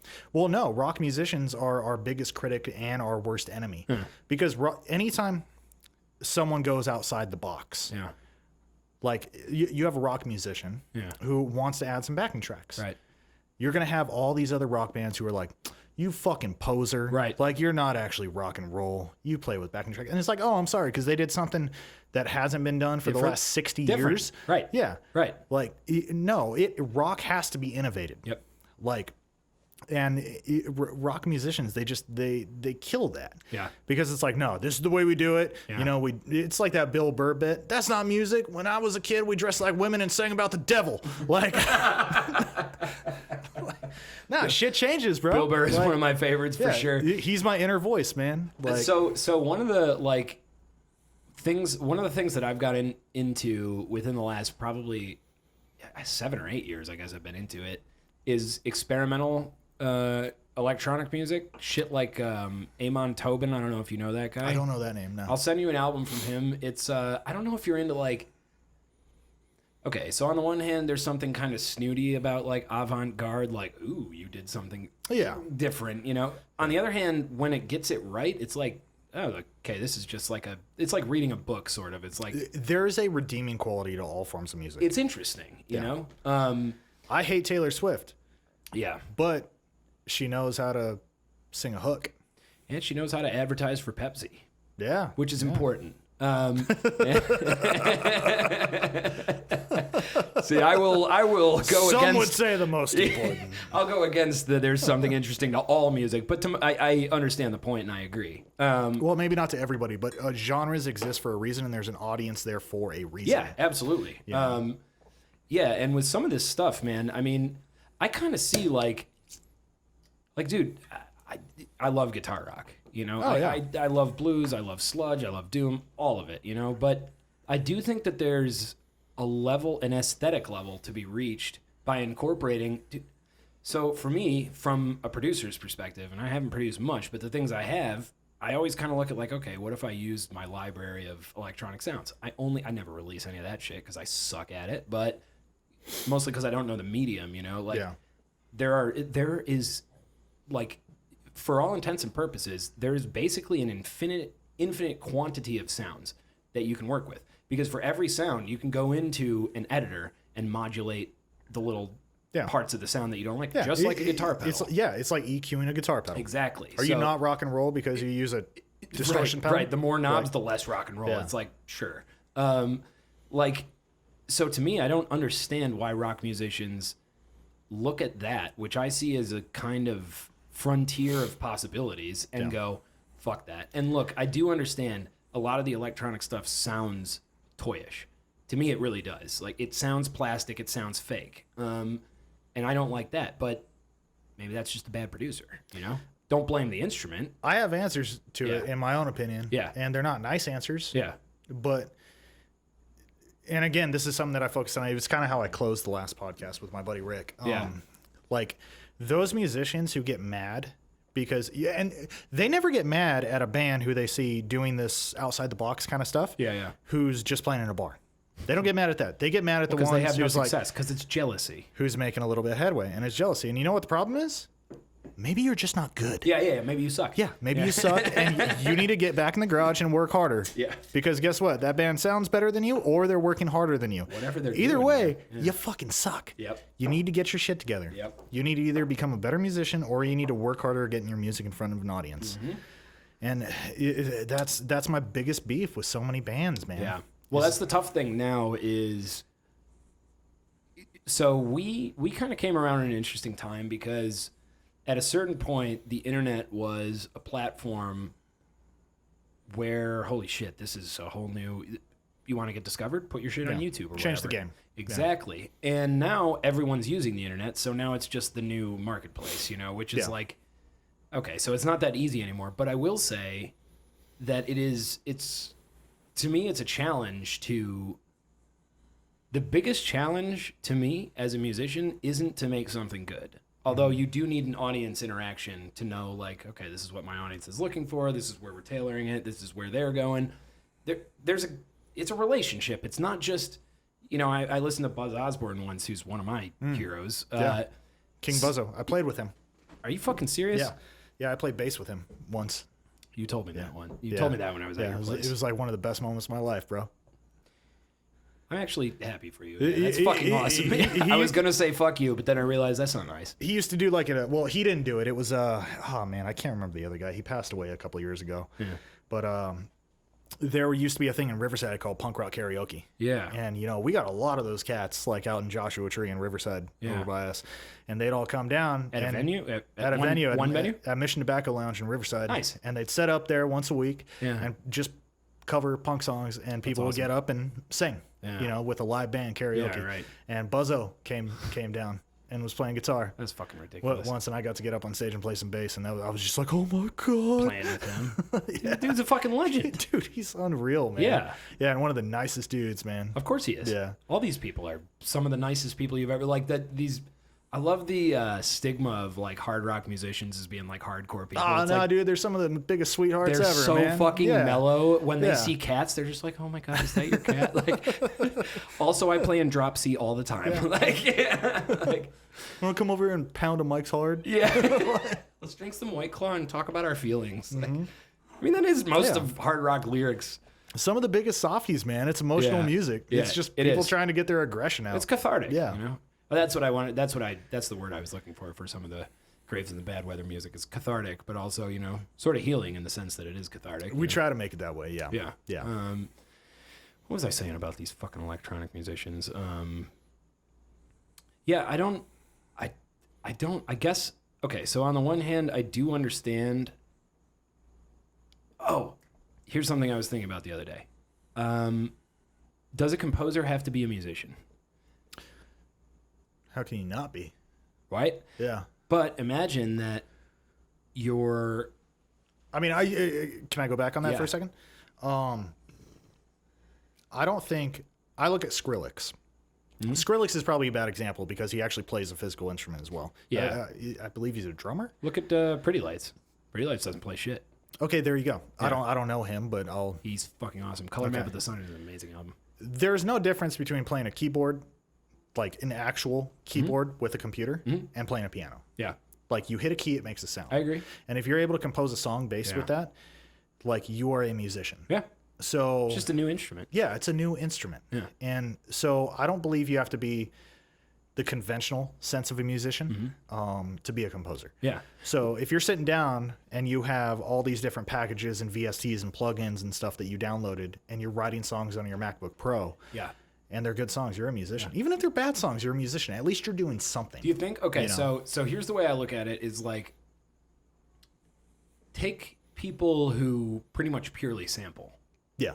And there are electronic producers like that. Oh, yeah. None of whom I really listen to, but I know they're out there. And is that your mom? No, that's Do you need to take that? No, I got a dude crew. Like it's just a bunch of like guitar players of mine, like buddies of mine, and all we do is talk about gear. Oh, dude, Like you got to turn notifications off for that on your dude, phone. it's annoying, bro. I have notifications for literally everything off on my phone. Yeah. That's why I take forever to respond. If I could figure out, yeah, I'm still trying to figure out how to What you work got? my amps and stuff. Is that an iPhone? Yeah, Is that an iPhone? yeah. Oh, I can show you. All right, It's easy. We'll figure it out. Yeah, I'll show you. Yeah, it's saved my fucking life, dude. So what you can do is like, you know those little red dots that come up in the upper right? I don't know what they count the number of notifications that you have Yeah. within an app Yeah. for Facebook, Instagram, you know? Yeah. I have those on, but I have push notifications, which are the ones that come down from the top. off. see, I've tried that. I can't do that. Okay. Because what bugs me more Yeah. than getting my phone lighting up like Yeah. every 10 seconds Yeah. is that those little red numbers. Huh. Like that Really? will like give me like anxiety. Really? Like those have to go away. Fucking, you can turn those Yeah. off, dude. Really? Turn 'em off. I can get rid of like. You can get rid of them. Yeah. Okay, you got to show me that.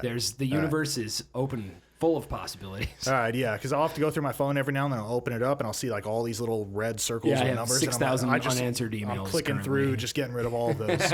Like, So there are electronic music composers who they take samples, yeah, and that's basically it, and they rearrange samples to make something like a song, you know, and it is a song, I guess, and you know, and if you accept Frank Zappa's definition of art is anything you can get away with, which who knows? who are we to argue with? Exactly. Zappa? Like, Yeah. If it's Zappa saying Yeah. it, then.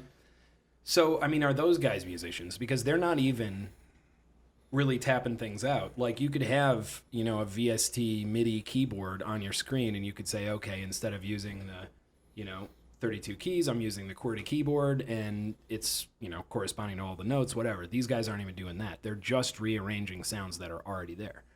Are those people musicians? Well, I mean, the C and the A chord were around before I got here, and I use those. That's kind of my So point. yeah, I mean, It's hard. Isn't there a part of you though that There's puts time into learning guitar who's just like, fuck off, man. You're not really a musician. I don't care. Really? I mean, to be honest, I don't care. Yeah.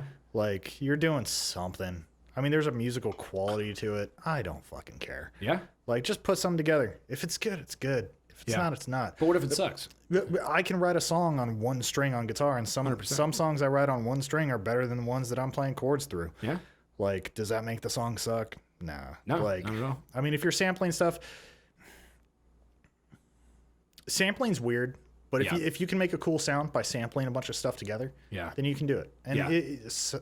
Some of our favorite songs, you know, California Love, Yeah. is sampled. Yeah. Sampled the fuck out of a bunch of shit. Yeah. But that's an epic song. I love that song. I heard there's a Ramones song. Oh, a Ramones song is sampled in that all I want to do is take your money, whatever. Yeah, or even that's the, a fucking Ramones song. the really big Gautier song. What was that song? Somebody I used to know.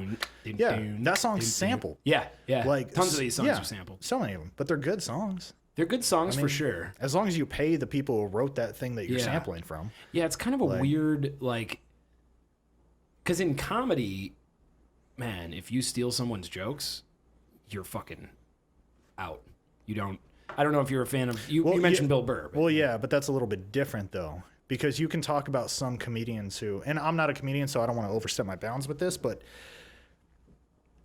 you can't sample comedians. You either rip them off or you don't. yeah, I guess that's true. Like that would be like someone saying, "Oh, I sampled an absurd song. Yeah. I sampled Boots," and Yeah. all they do is just play the your song. song. Yeah. Yeah. No, that's just called a cover, bro. Like, you know, could you sample part of a joke?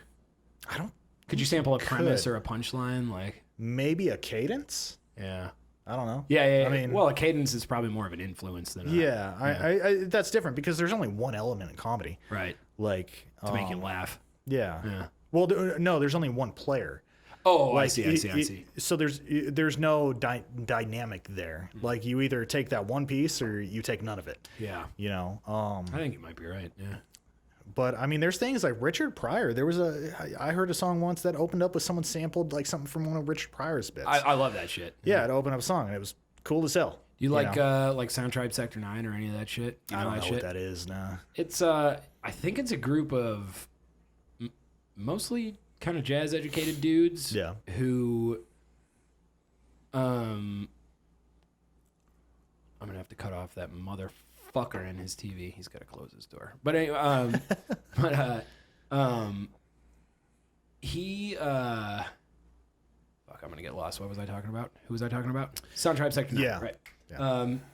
They're like jazz educated dudes, but they mix like trip hop, funky kind of jazzy stuff with like EDM sort of stuff. I mean, they were huge on the festival circuit for a while. They're still big, but I think their heyday was 6 years ago or something. And they're like 4 or 5 people who. There she is. There she is. She hasn't shown her face yet, but it's been too hot for her to move around. Yeah. The famed cat. That's what I say when I don't want to work out. Seriously. Yeah. Too hot. Honey, it's 45 degrees. Yeah, it's rather warm.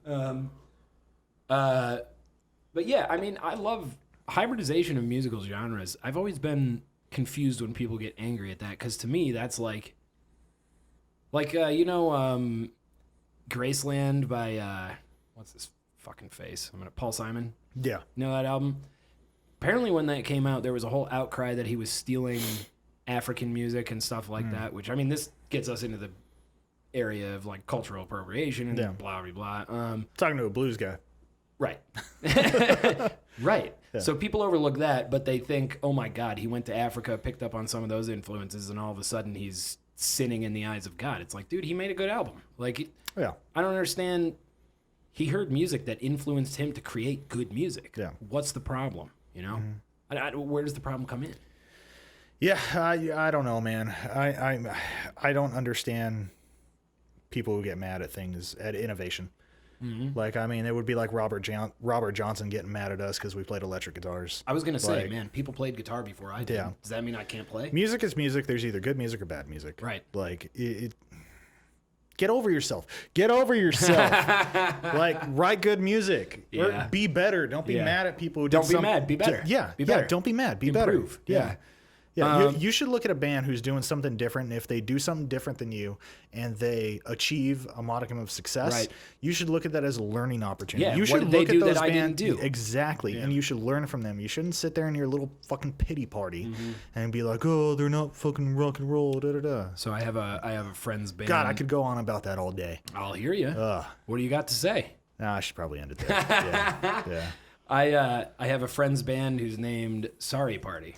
Yes. Yeah. They're great, but they very well could have been called Pity Party, I think. I mean, it's the same general name.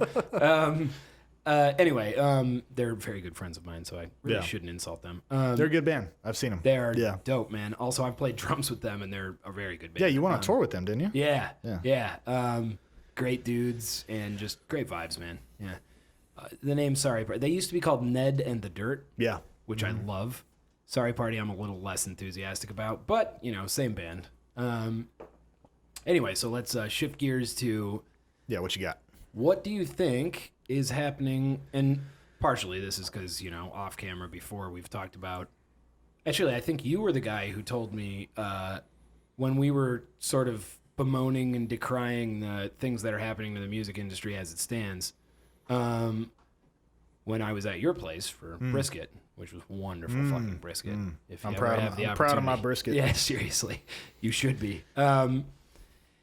You were saying that, it's a good thing that some of these venues are gonna kind of go under, or did I don't know if I'm paraphrasing you correctly. Yeah, I mean, this is in short. I mean, there's so many venues that I've worked with, and there's venues and promoters and stuff that I love. Yeah. Right now, I'm not looking at this. I'm looking at this big picture. Yeah. I hope I am listening. Please excuse that in a way with COVID, I hope that I'm going to try to kind of censor myself here for a bit because I don't know who's listening. Harsh part, so I hope in a way that the music industry as it is or as it was before COVID comes out vastly different, whether it be through venues closing and ticket providers closing and promotion companies having to shut their doors, or it comes through the fact that some of these people have to adjust their business model. Yep. There are companies who I hope they never open their doors again. Not saying I don't feel bad for the people who work there. Which ones? Gotta be smart. Gotta be smart. Yeah. You know, but there's especially in LA. Yep. I think there has gotten to be kind of a hierarchy of people who, a select few group of people who control the scene. Bro, and it isn't even based on who's good and who brings people. I mean, who brings people should be, frankly, like whenever bands are like, man, we're good. It's like, okay, but if you don't bring people, you can't really bitch. Well, here's a perfect example about LA. Yeah. LA doesn't know anything that happens outside of LA. Yeah. So one of my issues is, Leandra texts me, she says, tread lightly. Oh, you guys want to work here again? Yeah. One of the things with LA is LA doesn't recognize what happens outside of LA. And not taking away from some of these bands, there's killer bands in LA. Absolutely amazing bands. But some of these bands are, if you're not some of the cool kids in LA, particularly on the east side. We're not. Yeah. No, I'm not talking about you. I'm talking about me. I don't know if we are, and quite frankly, I never cared to begin with. Yeah. Like, I think that's key. Yeah, I don't know if I'm cool in my own hometown. I don't care. Like, what I care about is going out, playing to places, relating to people, trying to turn those people not only into fans, but into friends, and trying to give them something that is going to make them feel better in the moment by doing something that I love, which you guys, is music. I feel like, successfully do. You guys aren't, like, for, you know, Josh and I in The Absurd are the most outspoken people I know, to a fault. You guys are not, you know. I don't know how, you know, I understand tread lightly and I understand be careful and all of that, but for instance, I see we did a residency at the Satellite, which I would consider in LA is our stomping ground, much like the Wayfarer is for you guys. We, you know, the staff of the Satellite said we haven't seen anything like that residency in 2.5 years. And so we said, okay, cool. So we're getting paid, right? And they said, no. That's not how this is going to go. LA don't like to pay, man. Seriously, man. And it's like, okay, so for as much as I love that space, I love almost everybody who works there. I did get in a fight with one of the bouncers one time, not during our residency. It's been an overall positive experience, but the whole concept of like, I just packed your fucking venue with like hundreds of people. I know that's not impressive to huge celebrities, but to local bands, that's huge. And it's like, and at a venue like the Satellite, it's like, okay, you're still not going to pay me? I hope COVID whites you out then. You guys really didn't get paid at all? For the residency? Yeah. No. We made more money on, we did an album release. So the way we got the residency was we did an album release show mixed with a couple of single release shows up to the album release shows. All of them were pretty much successful. Leading to the album release show, which was just ridiculously successful. We did get paid from that because we worked out a pay deal, which fucking sucked, by the way. But we still got paid a decent chunk. So we agreed to do the residency, and the reason we did it in March and not January, which we were originally offered in January, was because I asked about pay. And the dude who was booking it at the time, Scott, who I have no problem saying his name because he is a shitty fucking booker, I never booked through Scott. I booked through Mackie. Yeah, Mackie's awesome. Yeah, Mackie was the shit. Mackie is just a really cool person. Yeah. You know, always been really nice to me. I mean, dude, she rolls with crowds who do not like me, and she's always been really fucking nice to me. So, far as I never had a bad experience with Mackie. Nah, man, she's so nice and so cool, and like she came to, if not all of them, most of our residency nights, I think, and just, man, she's just cool. Yeah. She's just a nice person. You know, so this dude, Scott, was originally the booker at the Mint, which you guys might... have you played at the Mint? No, I've been to the Mint. I like the Mint. I mean, skip it. It's cool. But if it was run in a better business manner, you guys should play there. It's just a place. I mean, it's a place, man. Yeah. It's right up the street from here, actually. I'm not trying to play every place in LA. No, and you shouldn't, because... but that's what I'm getting to with places that might go out of business for this. Man, all the musicians are decrying all of this. But for the last couple of years, all of the musicians have been complaining about the promoters and the venues and the way that the business structure works. And it's like, look, if you're not bringing people, you don't get paid. I understand that. No. But if you are bringing people, fucking Christ, you should get some money. Like, and you can't support yourself without money. To me, that's, I mean, that is the fault of the promoter of the venue. Oh, God. It's also the fault of the musician who plays there, though. Mm-hmm. Like, we have, with our band, we have a group of people, like people that we've... But if you're trying to come up in L.A., like, maybe you're just making a mistake by trying to do that. But what are you supposed to do? Because L.A. is so averse to paying musicians. Like, what... Depends where you go. Like, where? We've gotten really good payouts at the Viper Room. We've gotten a decent payout. Like over $300 for a 30-minute set. Yeah, we have too. So, and that's split between several bands. Well, and hey, look, we got paid for doing the Satellite, when we packed it, was over triple that. Yeah. As it should be. After the shitty cut, But, like, that's my thing, is he was like, I asked him about pay for the residency. He said, okay, no, residencies aren't really for pay. Yeah. Said, okay. That doesn't make sense to me. No, it doesn't make sense. Yeah. He said it's just for exposure. It's because, dude, the dude gets to keep the percentage that he would have to split with the bands, but the venue doesn't give a shit where the money goes. As long as the booker is happy, which if the booker is able to get people in there who bring him enough money to keep going, and they don't have to share any of it with us, the threshold that he set for us was after you make $3,000 on the bar on a Monday night at the Satellite. I would never accept that deal. Yeah. We accepted it because we're morons. Yeah. Yes. The only thing it did was boost our credibility in the LA scene, but who gives a fuck beyond that? It's a learning experience, man, because I've been in bands since I was a teenager. And that's the difference. I've made so many deals like that. I remember when Pay to Play first came about, we were all like, what? You saying we could play the whiskey? Yep. And all we have to do is sell 5,000 tickets? Yeah. Like, dude, we're there. At $20 a pop in 2010, yeah. One of the best pieces of advice I ever got was there's a blues cat from Orange County who's kind of a hero of mine, and we've been lucky enough to become friends. His name's Harless Sweetwater, and he's a killer musician, and we consider him for no, I'm good. We consider him for Graves. He's kind of like a mentor of ours because he's a full-time guy. He's a road dog. He's been out there doing this for a while. He's a full-time musician, and a well-known musician. So he's been lucky enough to where we'll meet up for tacos and Modelo's, every now and then, and just talk music, and he'll give us advice, and we'll just shoot the shit. And one thing he told me that I'll never forget is he's like, you have to set your value when it comes to these venues. Yeah. He's like, if you don't, you're not going to be respected. Yeah. He's like, you know how many gigs I turned down? Yeah. And he charges a high price for his music. And he's like, I turn down at least 5 times as many gigs as I take. Good for him. But if I don't do that, then they're not going to pay what I want. The money doesn't come. Yeah. I mean, so one of the arguments in my band was, it was basically me on the side of I don't want to do this fucking residency. Yeah. Of course, if we're going to do it, we're going to commit, and we made it fucking fun. We had a great time. It was successful from the standards that we had. In fact, the first night, so they set the price on the bar so high before you start getting paid that we were like, I emailed the dude back. I'm like, that's crazy, $3,000? $3,000 on a Monday night, and I was like, dude, how often? He literally says, well, when bands have a great night, they can get like $3,500. I'm like, so you're telling me 10% kicks in after $3,000, so great nights are $3,500, so I can make $50? Fuck you, dude. Yeah.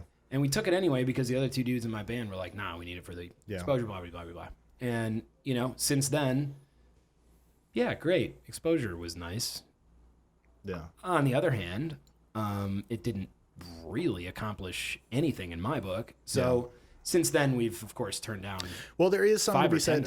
I mean, as shitty as it is to say, there is something about, like you said, the notoriety, especially in LA. Because LA is a place where... Status.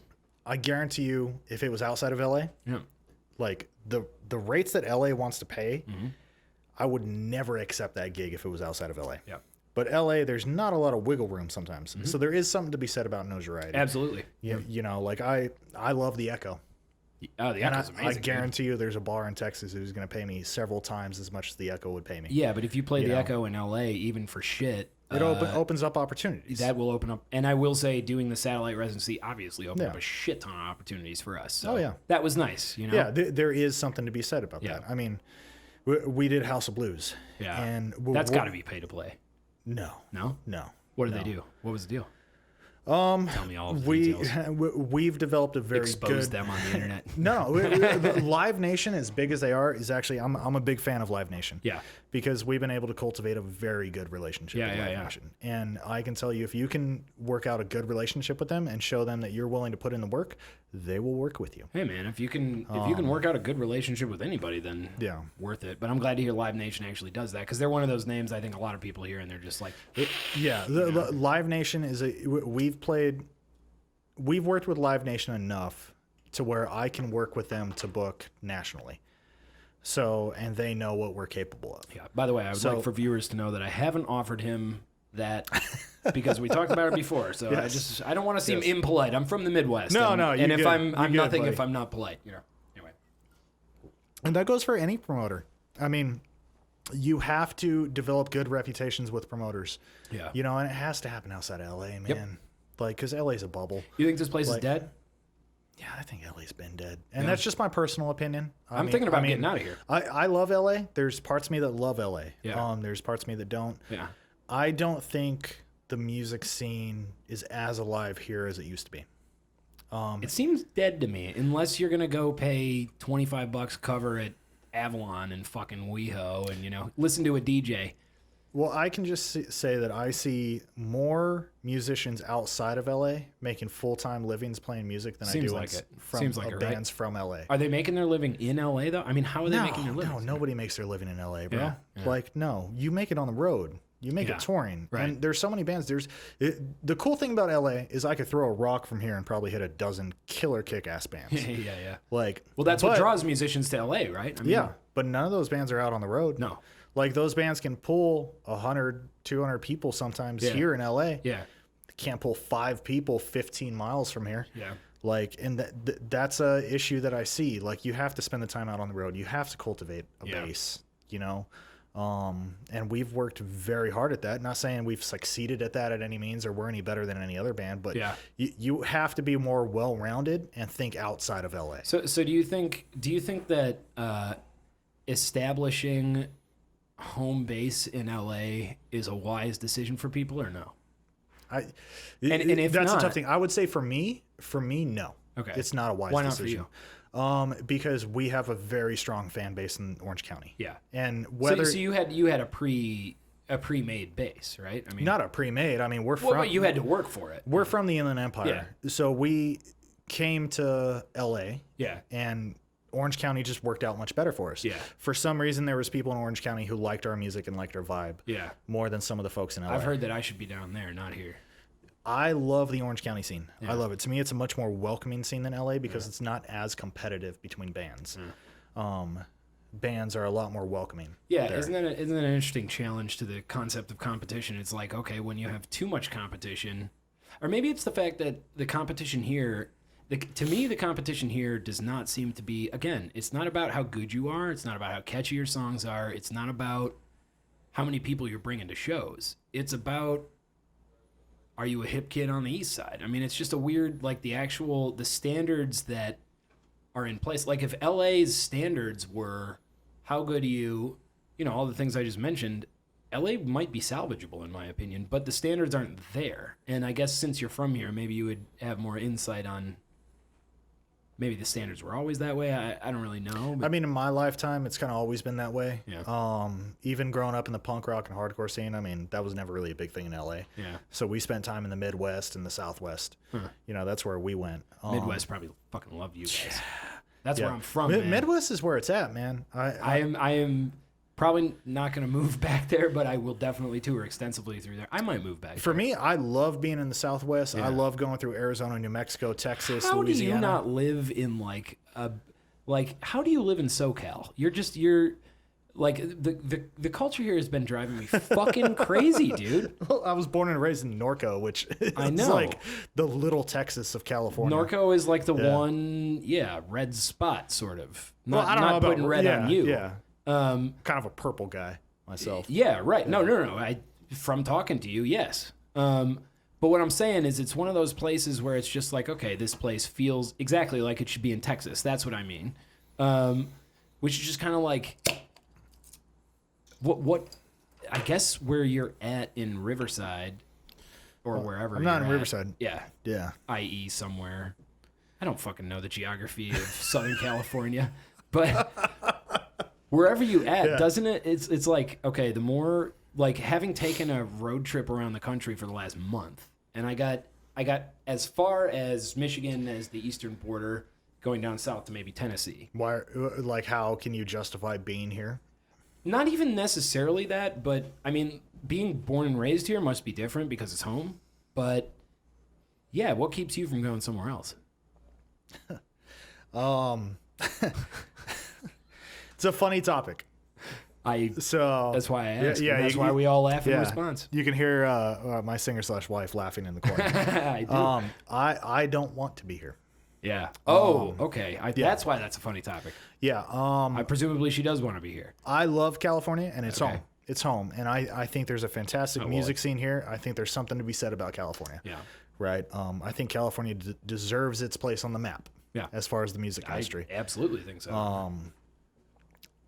But yeah, I mean, it's hard. I mean, especially in the economy that we live in. You know, it's not easy to live in California. Where would you go? I would love to be in San Marcos, Texas, which is about 20 minutes outside of Austin. Yeah. If you've ever been to South by, I mean, just go to South by once. When we were at South by last year, San Marcos is 20 minutes outside of what? Austin. Austin. Yeah. How do you know what the population is? Is it a bigger spot, smaller spot? I don't care. I didn't need to look that far. Doesn't matter. Yeah. I mean, it's probably close to like what a Chino would be, like where I'm at. Yeah. Yeah. I mean, it's a suburb. So there's people, though. Yeah. Yeah. It's not in the middle of nowhere. Fucking town. Yeah. Nothing on that, but you know. But we had a guy there who I forget what band he was with. He was a drummer. Yeah. And we show up, and he's with one of the bands there to play the set for South by. Yeah. And we played right there on 6th and I forget what the cross street was, but right across the street from the venue that we played at was apartments, similar to this place. Yeah. This is a studio downtown that I rent in a loft. But if it was an apartment, yeah, it might be similar to this. But it was kind of same setup, you know, like a nice spot. Yeah. Right, downtown. Yeah. And he never came back. Yeah. Like, he bought one of those apartments across the street and hired movers to move his shit from California out to Austin. Dude. Like, and he had that apartment. He had a 3-bedroom, 2-bath. I forget what the square footage was. In downtown Austin, on 6th Street. Please don't tell me the price. Please don't tell me. Please don't tell me. For like $1,300 bucks. Yeah, I can't even read lips, so I have no idea. Just what you're saying. Unreal, bro. Yeah. Unreal. So, like, how do you say no to that? You got a killer music scene, especially Texas. I mean, you talk about touring. If you're a touring band, right now, it's as hard for us to hit Texas as it is if you live in Texas. You can go east, you can go west, you can go north, you can go anywhere you want. You can hit the entire U.S. if you want. What do you think about Atlanta? I've never been to Atlanta. It's humid. Yeah, I mean, that whole area of the country is, I'm sure. Yeah. But, yeah, I've never been, so I don't really know. I got a lot of people. I've been once or twice, never spent super significant time there. But I thought, okay, you know, cool, fine. Yeah. I've had at least 3 people lately be like, dude, Atlanta, that's where you got to go. And I could see it because the metro population, like Atlanta is technically not a huge city. It's like under 500,000. But the Atlanta metro area is considered pretty big because it's at least like 5 or 6 million, which like that is a substantial population. And apparently Atlanta is somewhat like LA in that the actual city of LA's population and geography is substantially smaller than the county. Most people think of LA as the county, you know, which is one of the most, if not the most populous in the country, aside from maybe New York. But I think LA County is. But anyway, something like that, you know, I don't know, man. I just, you know, I watched this video the other day. It just randomly popped up on YouTube. It was like California versus Texas. Oh, yeah, I've seen those ones, yeah. Yeah, and I really did not like what I heard. I was just kind of like, okay, so each day I'm here, I'm bleeding money and unable to practice the craft that drew me here in the first place. Like, that's the thing that gets me is like a fuck ton of people move here to make movies and all that, but to make music, man. Yeah. People still see this as one of the meccas of America. And it is, dude. The competition here. I had a buddy moved here from fucking Brooklyn. He was in that music scene in New York City for years. And he goes, I asked him, I'm like, why the hell did you move here, dude? New York's got a good thing going, you know?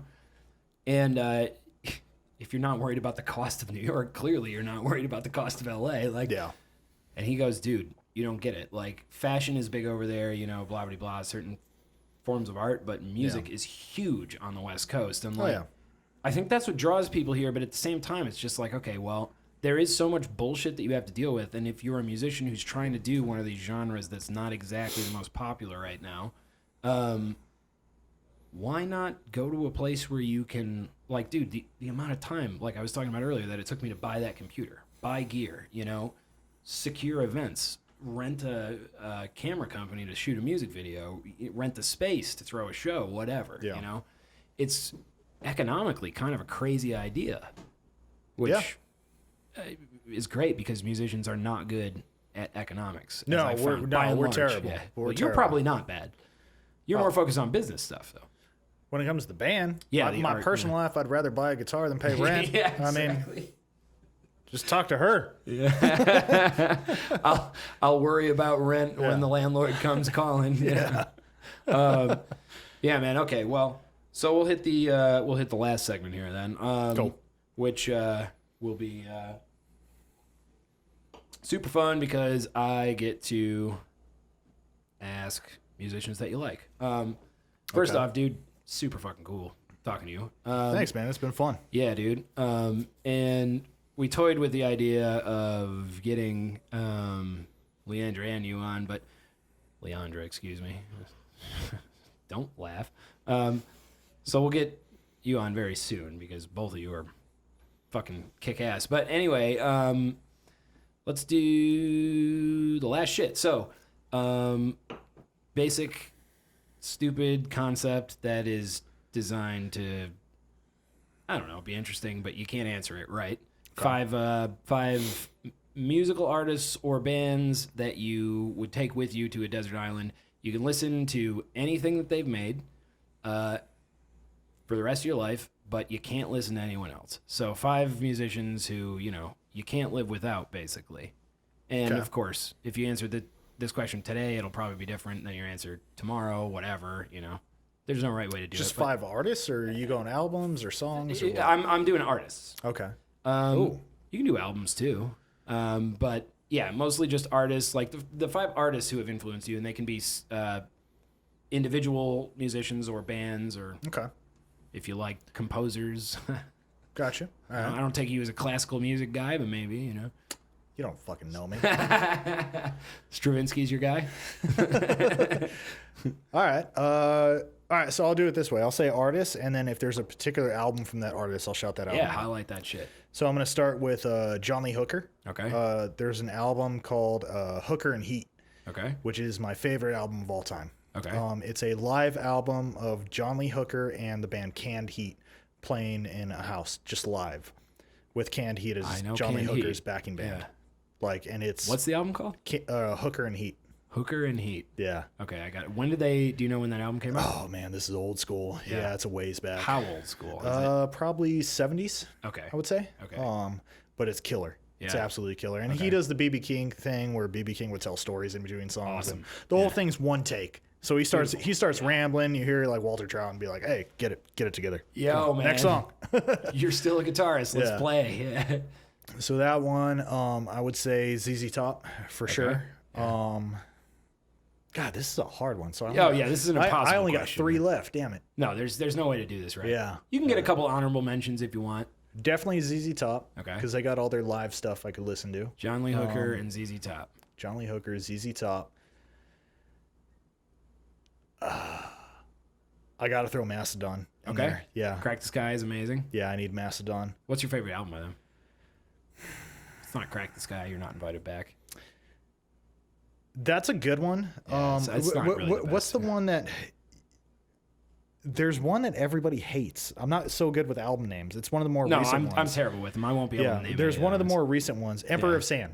Everybody hates that album, but I love that album. Why did everybody hate that album? I don't know. I don't understand it. I thought it was good. Yeah, I love that album. That's my favorite album. Sort of following in the vein of Crack the Sky, right? I mean, as far as I know, I mean, Mastodon is Mastodon to me.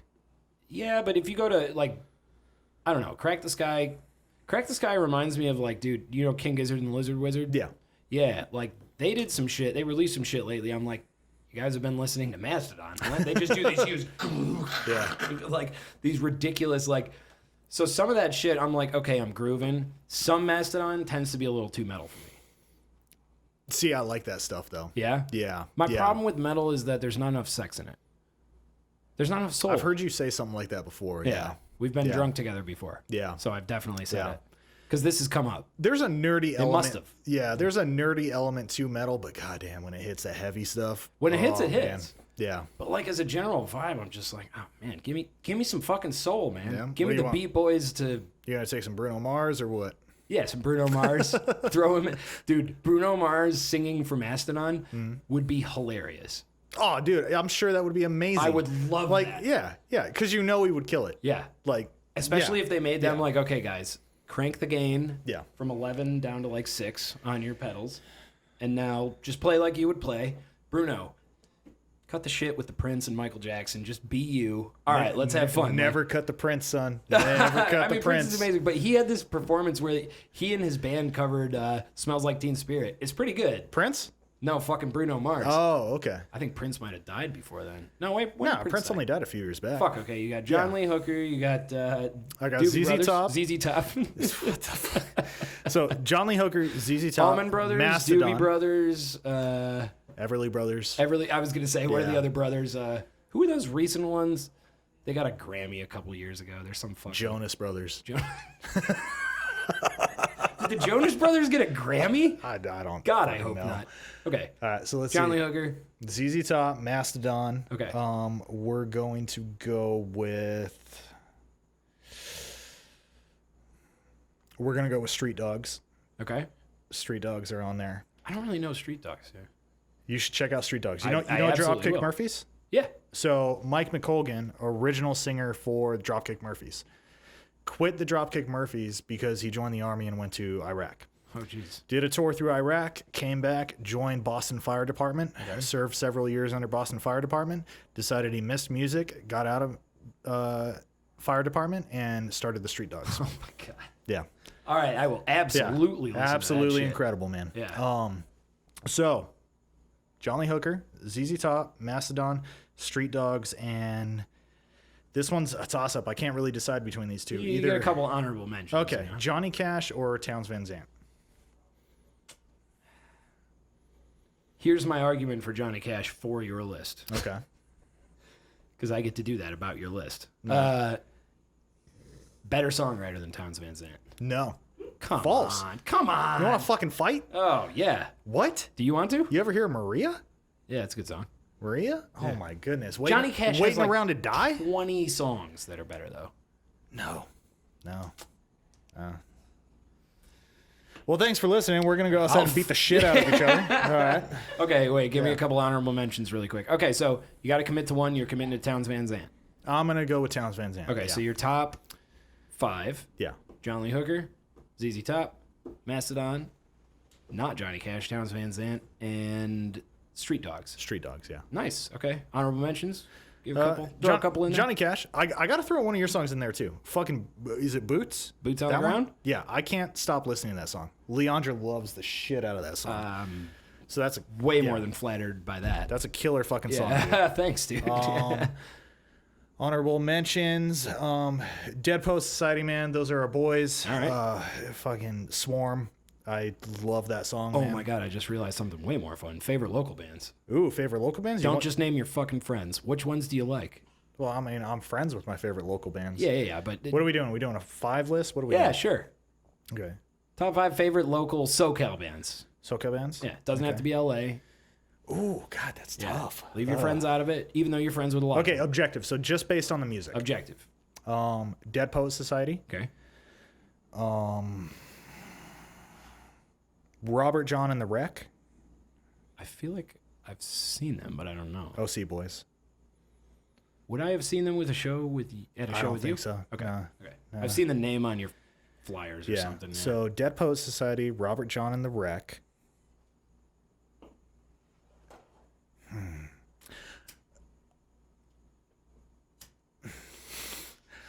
This is tough, man. Okay. This one's just kind of like a nerd out one. Yeah. Satellite City, because I love watching Sean play guitar. They were cool. Yeah, as a whole, it's not my thing, but I love watching Sean play genre-wise, guitar. I'm surprised, yeah. Yeah, I love watching Sean play guitar. Yeah, cool. So that's 3. Chick sings in Satellite City, right? Yeah, Anna sings. Okay. Help me out, Leandra. What are the other 2? I don't know what your favorites are. Yeah. What are your favorites? You know what? Actually, I got one. There's a band from the IE. They don't play that much, but I love them, man. We've played with them a couple times. They're called Zombie Dressed Hipsters. Yeah, great name, dude. I love That's that an awesome name. Yeah, and they have this great Smiths like style sound. Yeah. And the singer just nails it. I love that band so much. Nice. So Zombie Dressed Hipsters. Last one, Ozorn from Long Beach. Okay. Ozorn.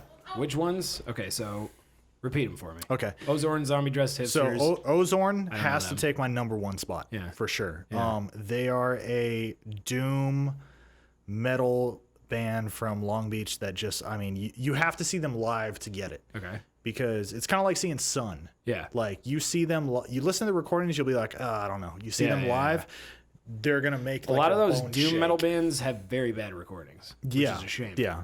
Well, so much of it is based around the live performance. So Ozorn, Ozorn, Zombie Dressed Hipsters, Satellite City. Huh? Dead Poet Society. And then who was the last one? Wasn't the absurd, so I don't give a shit. See you later, ladies and There gentlemen. we go. Taylor Good enough. Barisoff. God damn it. Who was the last one? Who was the last one? I don't really know. Yeah. Anyway, been a pleasure, man. Oh, Robert John and the Wreck. There Robert you go. John and the Robert Wreck. John and the Wreck. There we go. I'll add him anyway. All right. Cheers, buddy. Cheers, dude. Thanks so much.